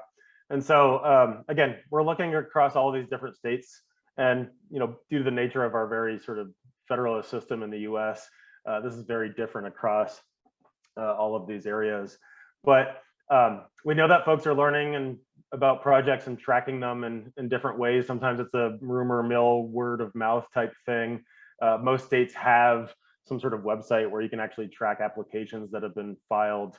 And there's a lot of issues that folks are talking about just from a broader pros and cons perspective. I'll list a couple here on this slide.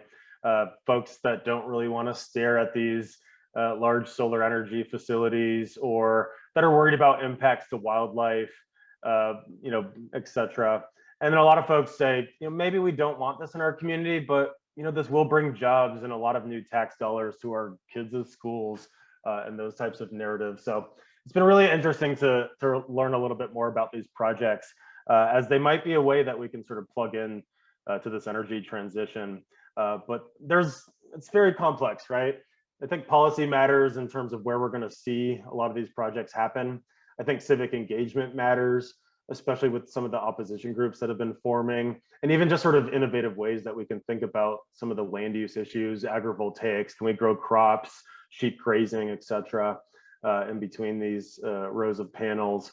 I think that from the prior discussion in this workforce transition type piece, I think there's a skills gap.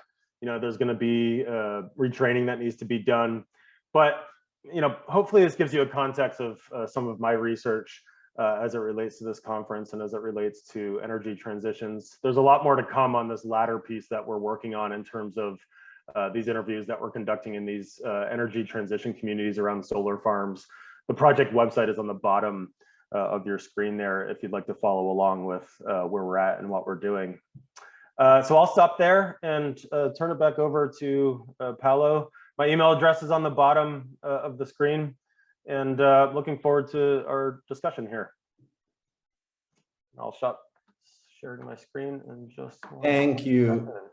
Thank you, Gilbert. Thank you very much. It was great. It was a perfect presentation for this conference on energy transition, and it fit very well also with other presentation we had last session in April, and also the conversation we are going to have now. So I will bring everyone back now for continuing the conversation we were having in the roundtable, as I say before. So Larry, Stefania, yourself, Gilbert, and Bradley were still here.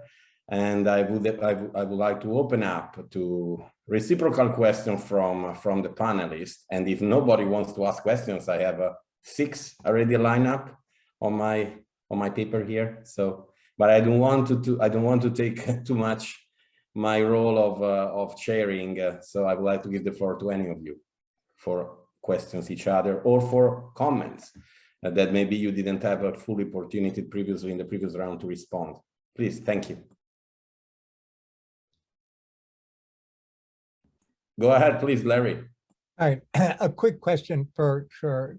And this goes back to a discussion we were having.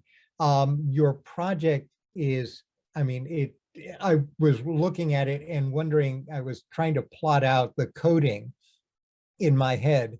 Are you thinking about moving you've got a lot of moving parts in this thing, but it looks like the beginnings, if not the end of at least a predictive model, or a set of an ecology of predictive, of at least descriptive and perhaps predictive models that you can then use to fine tune this, not only at the micro, but at the macro, that is state level, and then the regional level. Are you going in that direction, or are you going to keep this in the way you're doing this now? Yeah, great question. I'm assuming you're talking about this workforce transitions mapping that we were doing. Yeah, that's exactly right. I sort of didn't have time to mention where we took this, but we had done this for a very specific sort of local context, this project. And then we realized that we had all this great data and that we could take this to the next level. And we did go that far. We've been playing with both unsupervised and supervised machine learning techniques, and then turned it into basically, how can we actually predict declining and emerging occupations in these regions?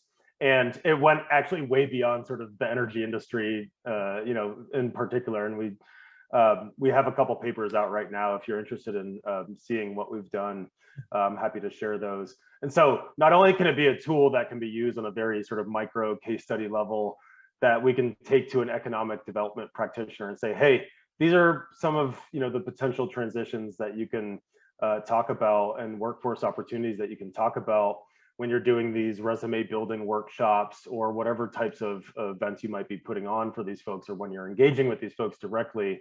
But then from a sort of broader academic perspective, we've also been just sort of testing the science to make sure and see whether this is a tool potentially that can be used at a regional, state level, national level to understand these structural economic shifts, to your point. Good question, Larry. Thank you. If I can do one quick follow-up, and that is, yeah, in your development of your descriptive and predictive analytics, to what extent have you included in your model, and how have you chosen to value the consequential effects, either on biodiversity or on the consequences of moving among different choices, biodiversity, climate change, and the like? From the workforce piece, it's mostly about, it's basically focused on this dissimilarity metrics, which is basically focused on like what skills and education and like wages. It's mostly workforce related variables. Okay. But then we also are doing the site selection work where we're more focused on wildlife impacts, grid impacts in terms of the siting of these projects. If there was a beautiful way to blend these, that would be wonderful. But there's sort of two different projects that we've been working on in unison, which is trying to understand, how do we actually understand how we can have a prepared workforce for this, and then where are these projects going? But the machine learning workforce transition stuff is mostly just focused on, can you transition to this occupation and what will you be paid? It's just workforce. Okay. Yeah. Okay. I also have a question for Gilbert, and it's, you quoted some of the comments that you received from surveys, and I wonder if there are comments specifically related to landscape, to the way the landscape appears, to what will be the impact on the landscape according to the community. If there are concerns in this sense, or it was an aspect that it hasn't been mentioned at all, maybe. it's mentioned a lot, and it's one of the more challenging ones to try to understand. In many U.S. states, and in Ohio in particular, when a developer is trying to get a project approved, they have to submit a slew of studies to the state agencies that approve these things, right? And so they are doing a decommissioning study, an economic impact study, like I mentioned. What does this mean for the soil and the water? What does this mean from a wildlife perspective? And so they're hiring a lot of consultants and engineers and academics to help them understand what the projected and perceived impacts of these projects might be. And so a lot of the concerns about runoff, soil degradation, whatever concerns locals might have are actually very pointedly studied in these types of reports that they're submitting. But the sort of landscape impacts and the aesthetics and just the local kind of rural context of, simply stated, we don't want to stare at this is a little harder for folks to grapple with, right? And what I've seen both in some of the comments and the coding, and even just like immersing myself in these communities and going to a lot of these meetings over the years, is some folks just can't get beyond that. And then you have a lot of folks that, you know, I guess you would call NIMBYs, that say, you know, we moved here and we want to have this rural sort of lifestyle and we don't want to stare at a wind farm or a solar farm, but maybe we're okay with it because it's going to bring new dollars into our community and that are desperately needed. So I think where a lot of folks sort of settle is, maybe we don't love these projects, but we're willing to accept them or consider them, given the fact that it's going to bring, I'm just making numbers up, $1.5 million of new tax revenues to our community every year. And a lot of those dollars will be fed into public services, police, fire, senior citizens, libraries, and especially schools. People really care about schools. And so that's some of the trade-offs that I've been seeing, Stefania. Yeah, thank you. And if I can ask another question. So what you mentioned are environmental assessment impacts, let's say that, but they don't have to produce the developer. I mean, they don't have to produce landscape impact assessment. There's no such rule, do they? I mean, they do like a solar glare study, I believe. But it's pretty minimal, and I've looked at some of these, and they're 5-page reports that some consultant does, you know, and so I don't know how much that actually pleases the community or addresses some of these broader concerns that we don't want to look at it, and you know, there's only so much you can do when people raise those types of narratives. Yeah. Thank you for your response. Sure. Thank you both. Thank you both. Do you have any question, additional question? I don't know if Bradley has additional ones. I'm actually pretty sure he has, but oh no, if not, I have. I love it. I love that. That putting me on the spot, Paolo.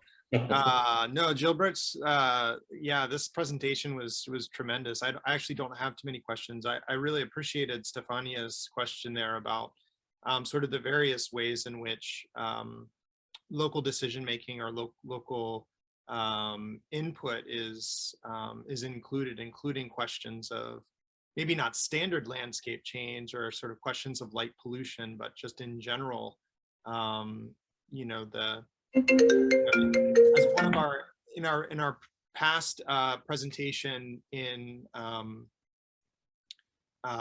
April now, goodness, I think it was April, is that right, or was it May? Was it May or April? Our last presentation. April 28th, so nearly May. Yeah, in April, Adrian Anderson, who's the senior director of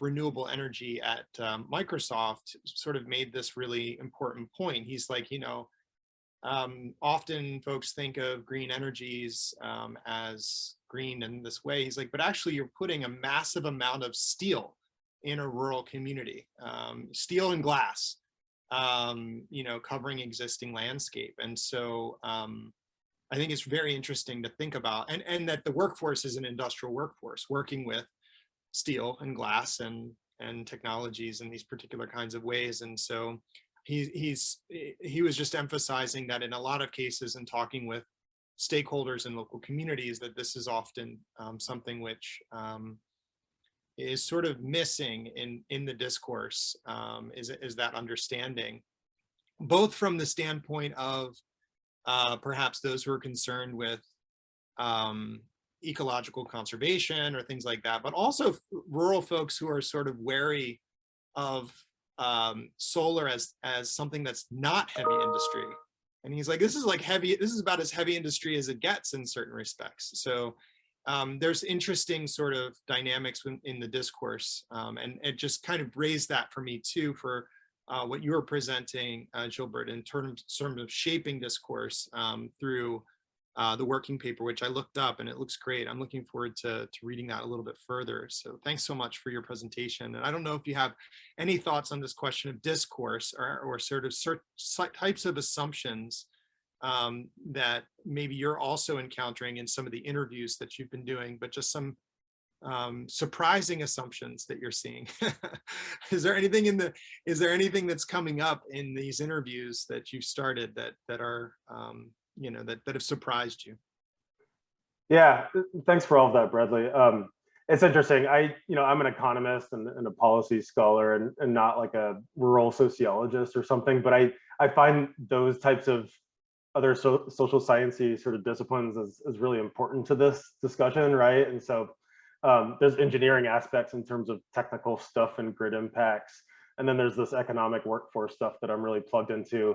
And then there's this broader sort of rural local politics, which is really interesting and kind of hard as an outsider, admittedly, to plug into these communities and go to these meetings and be taking notes, and folks think I'm a reporter or something, which is kind of funny. But sometimes it's as simple as, at least from an outsider perspective, if you will, farmer X and farmer Y sort of fighting about land, and maybe even like jealousy to some extent in terms of, well, they're getting a lot of like lease revenues from this, and maybe we would have liked to be asked too, because farming's tough and we were trying to get out of this, or we don't want these projects in our communities. This is an agricultural community and generational farming, and we feel like we should have a say in what's going on in our area. And then it gets into these property rights issues, which the Farm Bureau folks have been pretty adamant about. Every property owner should have the ability to do as they please on their properties. And so there's a lot of local context and nuance to this, which I find really fascinating. I think one of the challenges, a couple things, maybe a comment and then a question. I think one of the challenges is sort of the procedural sort of energy justice kind of themes that I've been seeing, which is it's very different in all these different areas, how these projects get cited, approved, discussed, your involvement in them or lack thereof, and how much voice a local community actually has in terms of these big, renewable energy utility scale type facilities. And I find that piece of it to be very fascinating. I've gone to so many public hearings where people are saying, hey, you give your 5 minutes of testimony to the state agency folks, and people that will walk up to the podium and say, I came here to learn about the project. I don't even really know what's going on. And there hasn't been a really adequate level of discourse and civic engagement for us to actually have a better understanding of what this development means. And I don't even know what to say in my testimony other than, I would like to learn more about this project. And I find that interesting. And again, some utilities and some developers are better at doing this than others, admittedly. And then from a workforce perspective, back to the decommissioning of these fossil fuel generation assets and what this means for plugging into potential renewable energy facilities. One of the questions I maybe had for the other folks on the call was, one of the challenges that we've been seeing is that there's no clear sort of playbook for who the onus is on. Is it on the utilities that are closing down these facilities? Is it on local folks? Is it on state folks? Is it up to the government basically to try to plug in and help these workers that have been affected? In Ohio, not to pick on developers or utilities, but they haven't been super helpful with these folks. And so the onus has sort of fallen more on the local economic and workforce development boards and practitioners and those types of nonprofits. And I don't know if that's akin to what folks might be seeing in other geographies or even internationally. But I think one of the challenges of the Swiss cheese, everything is different in the US depending on what state or county or whatever you might be in, is that there's not really a clear playbook, in my opinion, for what this transition might look like for these folks. So maybe there's a question, I don't know if I'm allowed, Paolo, to ask to the other folks on the call.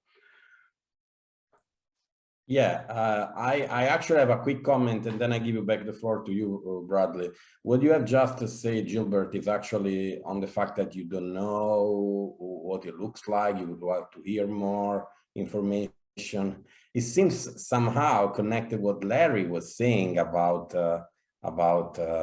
China, right, and about other countries that do not involve directly in this transition, the civil society and the people in general. So where you have this type of situation, when we address a transition, how we do address a transition if people, as you point out, are not part of it, and the law and power are only addressed as coercion and technical fixes and tools, because this is what we call it in another way, right? In other countries, but at the end of the day, seems the similar result. And then for Gilbert and Stefania, you actually already replied to me. It was a question I had from before, but I still want to mention. Maybe you have additional things you want to add from your perspective. In comparison with other countries, the conversation over the transition in the Appalachian is mostly, but correct me if I'm wrong on this, is starting now, and we require a fair amount of time to get developed. So actually, this conversation, I mean, with our limited opportunity, but also with hope that this type of conversation can push for action students and faculty and scholars and experts, including, for example, the speakers we had in the meeting of April 28, that they are very much active in this type of proactivism and influence on policymaking and law. Still, in the Appalachian, this conversation about transition happened fairly recently, and it will require time. So it's not too late. It's not too late for focusing on renewables in the Appalachian, due also to the predominance of China at the manufacturing side, solar panel side. And that's for everyone, actually. This last question is for Larry, of course. It's for you, Gilbert, and Stefania. For the parts you can reply. There is not one person who can reply to probably all the parts, but I did it in purpose to do it as open as possible. And Bradley, before they reply, maybe you can also pin up your questions so they can try to reply harmoniously to our questions as well. Yeah, and I'll pass to Larry. I think actually it brings my thoughts on this kind of link to something that Larry had referenced earlier on about supply chains and the role of corporations as agents in shaping local decision making, both for better or for worse.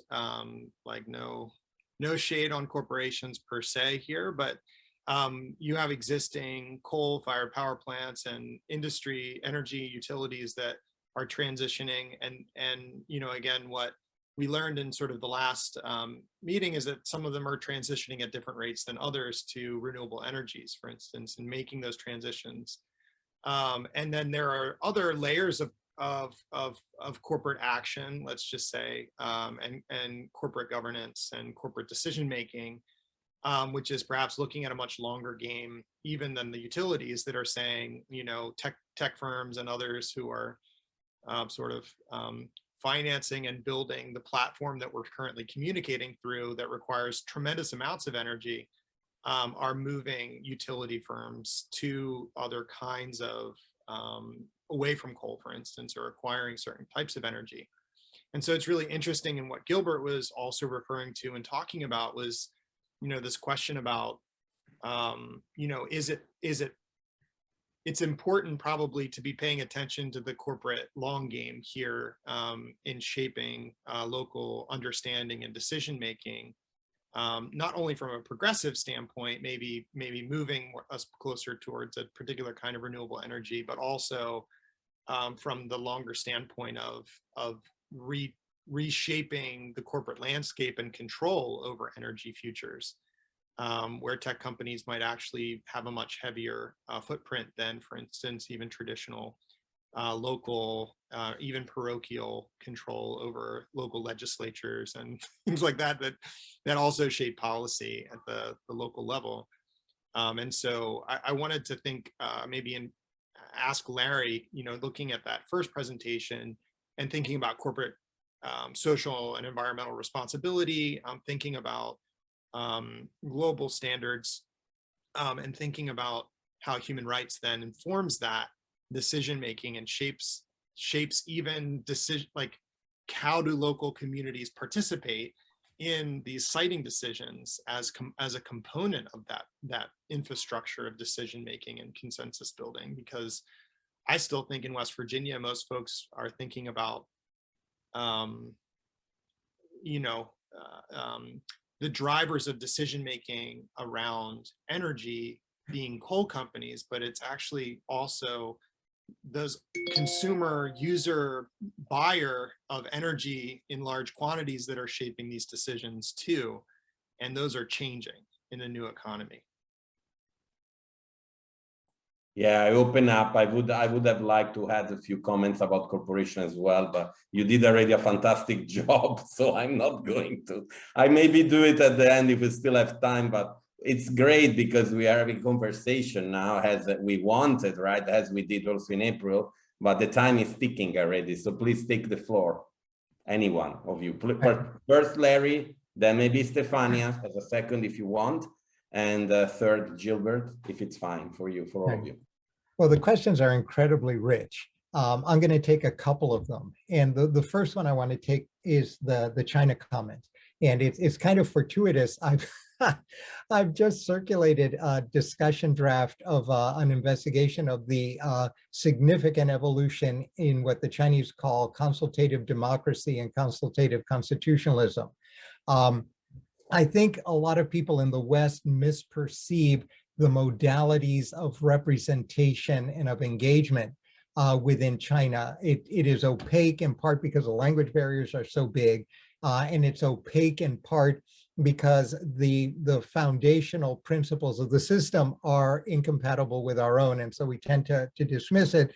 And I just want to alert that in fact, there is a tremendous amount, not in Western style and collective and representational and formal, there is a tremendous amount of input and an institutional structure for input with respect to issues of this kind. And in the context, certainly since the 18th Party Congress, a substantial amount of interest both in the construction of policy and normatively in terms of the shape of the political economic model in what they would call this fusion of development and the environment now biodiversity. And that really, it impacted a little bit about some of the undertones of some of the things I was saying at the beginning of my presentation. I'm happy to share the paper, but there is a robust representational discussion about these in China, but in a Chinese kind of way, as well as through an enormously interesting change in the law, the ability of Chinese NGOs and approved NGOs to litigate environmental issues in Chinese courts. And there have been a number of decisions in that context, which to some extent mirrors the environmental litigation in the West, and sometimes far more successfully. So I just want to alert here, even though China is a black box, there are some things that are going on in China that actually are important, not just in the context of the Chinese context, but also because as it is repackaged and reshaped, it is becoming that form of engagement, especially with respect to this, the modeling of development and environmental, including climate change. Those modalities are being exported with increasing rigor through the Chinese Belt and Road Initiative. And in fact, there is the Belt and Road Initiative is not just economic, but there's now a part of it includes what is sometimes referred to as the Environmental Belt and Road Initiative, in which Chinese models and sensibilities about both modeling and finding approaches to these issues are now, you're going to be seeing them primarily first in Africa and Asia, and then ultimately they've been making tremendous strides. I wouldn't be surprised to see it in Latin America as well. The Americans have been inattentive as these things have been developing. The OECD has also been inattentive, and there will be a point where a conversation about the differences and similarities are likely to occur. So I just wanted to raise that. Gilbert's comments and then Bradley's actually were dead on, and I was going to raise the issue when Bradley was talking about glass and steel in local communities. I was thinking, wow, we are dealing with supply chain issues, and it's and you can't escape this. So that when you think about the potentially positive environmental and economic effects of wind power in South Ohio, you also have to think about where you are bringing your steel from. And that involves looking at the due diligence, both of the mining. If it's in Xinjiang, that's a problem for Americans. The distribution modalities, the shipping with its environmental consequences and the like. And this becomes a fairly complicated process in which it, at least from the international arena and international standards, it becomes impossible to detach decision-making in the south of Ohio from the production chains that have to be activated in order to make that possible. And this is becoming now a matter of law rather than merely a matter of policy. It's not just soft law, the OECD standards, the UN guiding principles, ILO conventions, and the like, but certainly the German supply chain due diligence law that is coming into effect in the next year or so, the French vigilance law that has come into effect, and now just 4 weeks ago, the EU's proposal for a directive on sustainable supply chain due diligence is going to have an impact on all participants, especially participants that are triggered at above a certain level of activity, that will wind up potentially having either a direct or indirect effect in Appalachia, as well as everywhere else. So those are my comments. Great. Thank you very much. I just make a small comment, approved NGO, but I agree with you. I've been working, as you know, I've been working quite a lot as well on China. I've been living in China. So I appreciate a lot indeed your comments about public interest litigation in environmental issues. That's very true. It's one of the areas where, of course, again, we cannot make a direct comparison, but it's one of the areas of much improvement in China, and the same for labor cases. So those are two important areas. There are unfortunately other areas that are not as much developed as these two. I will give the floor now to Stefania. Thanks a lot for your thoughtful, really responses and questions, and you connect very well the aims of this panel. So thanks a lot for that. And Stefania, thank you. Yeah, I'm not sure, I won't be able to respond to the broader question, but you were asking in terms of what happened in other parts of the world in terms of energy transition. Are we late? So from my experience and in my specific discipline, the frame has been on how we, and again, I'm talking from a landscape architecture perspective, the frame has been renewable energy. How do we How do we install or site them in a way that they don't impact the landscape? And in terms of guidance and principle, there has been a big production in Europe. In Italy, I know specifically regions in which how to place or raise our windmills have been established. You cannot have a certain amount in a certain surface of land. It is very less discussed, the transition itself. But again, I'm not sure that the transition is more a discussion at the level of economy, policy, rather than at the level of landscape discipline. For us, it's, I mean, we discuss the placement and the way they impact the landscape, or likely they don't impact the landscape. We don't, and I've been in big groups led, for example, by people in Germany, and they are really strong in this sense in renewable energy planning and facilities. But the term transition is really something that I'm hearing more in the US context. Again, maybe it's a discipline bias, but and yeah, that would be my answer.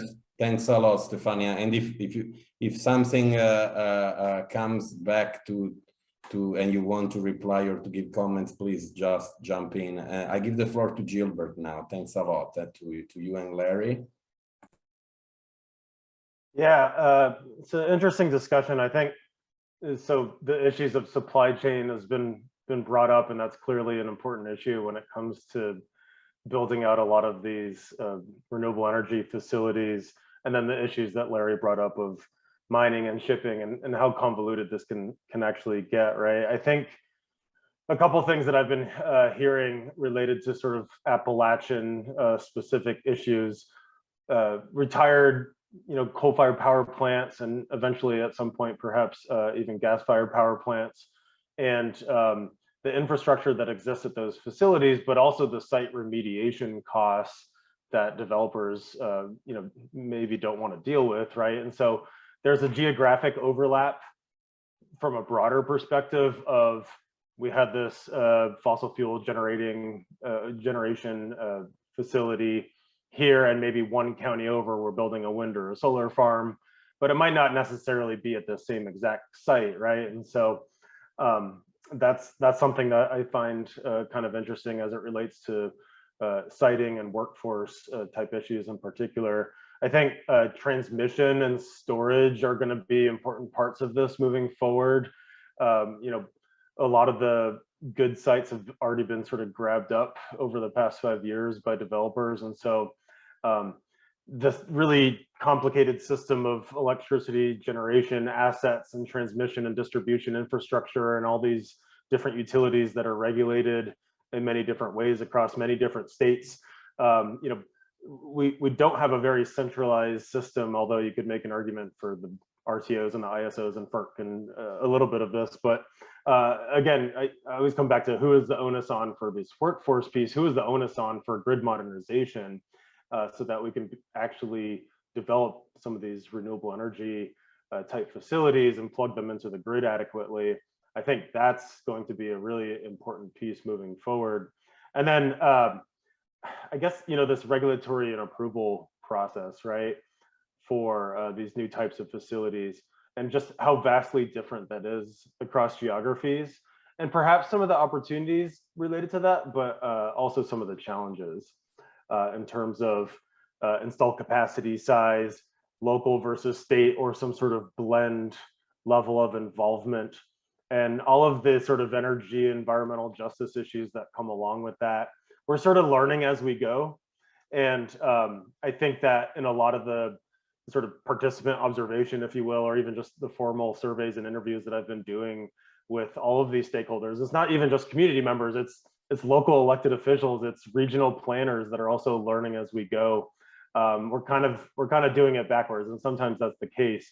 But how can academic research and the work that I'm doing, in not a self-interested way, but in a way that is applied and engaged, can any of the work that we're all sort of be doing actually help folks on the ground be better prepared for these transitions, to answer questions from developers, from their citizens, to design smarter or even just any zoning ordinances and policies related to these types of transitions to help with these workforce issues that I've been talking about.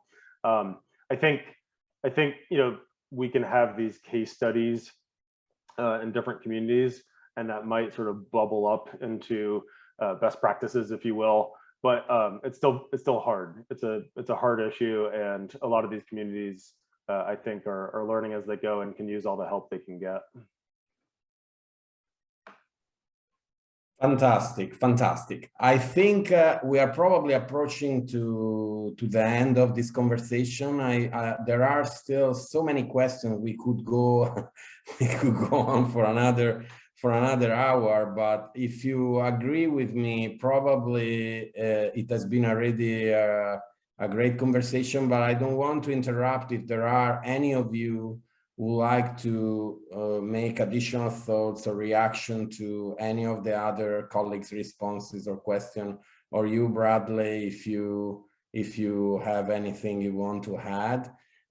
So in that case, probably I would like to thank each one of you speakers and those who has also spoken before, who are not with us right now. I really appreciate each one of your presentation, and I really also enjoy how things get connected, which is indeed what was this exercise of this panel, right? To try to show the case and how this interdisciplinary, multidisciplinary research and interconnection between global and local is an essential area of research that cannot be sorted out and solved by just one single person, but you really need teamwork and exchange and collaboration to bring new ideas and new conversation.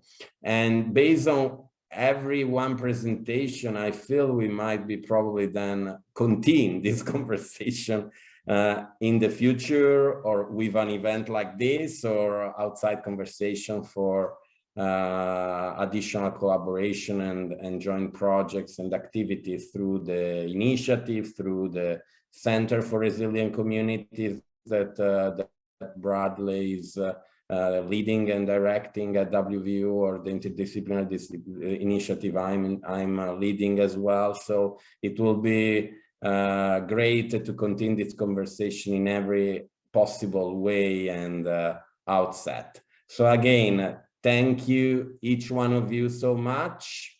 And I probably, again, I also thank the participants that have been here listening to us. This panel and entire morning conversation will be then arranged and edited and made it available online on YouTube. So even for those who did not manage to be present, or with the technology issues we lost someone, we will be still able to share this video with those who have enrolled and registered. There were many people who registered, so we will be sharing with all of them, and for those who are also willing to watch it. So again, thanks each one of you. And for the speaker, if you stay just a moment, we can stay and we can stop the recording. And again, I thank the participant to be here with us until now.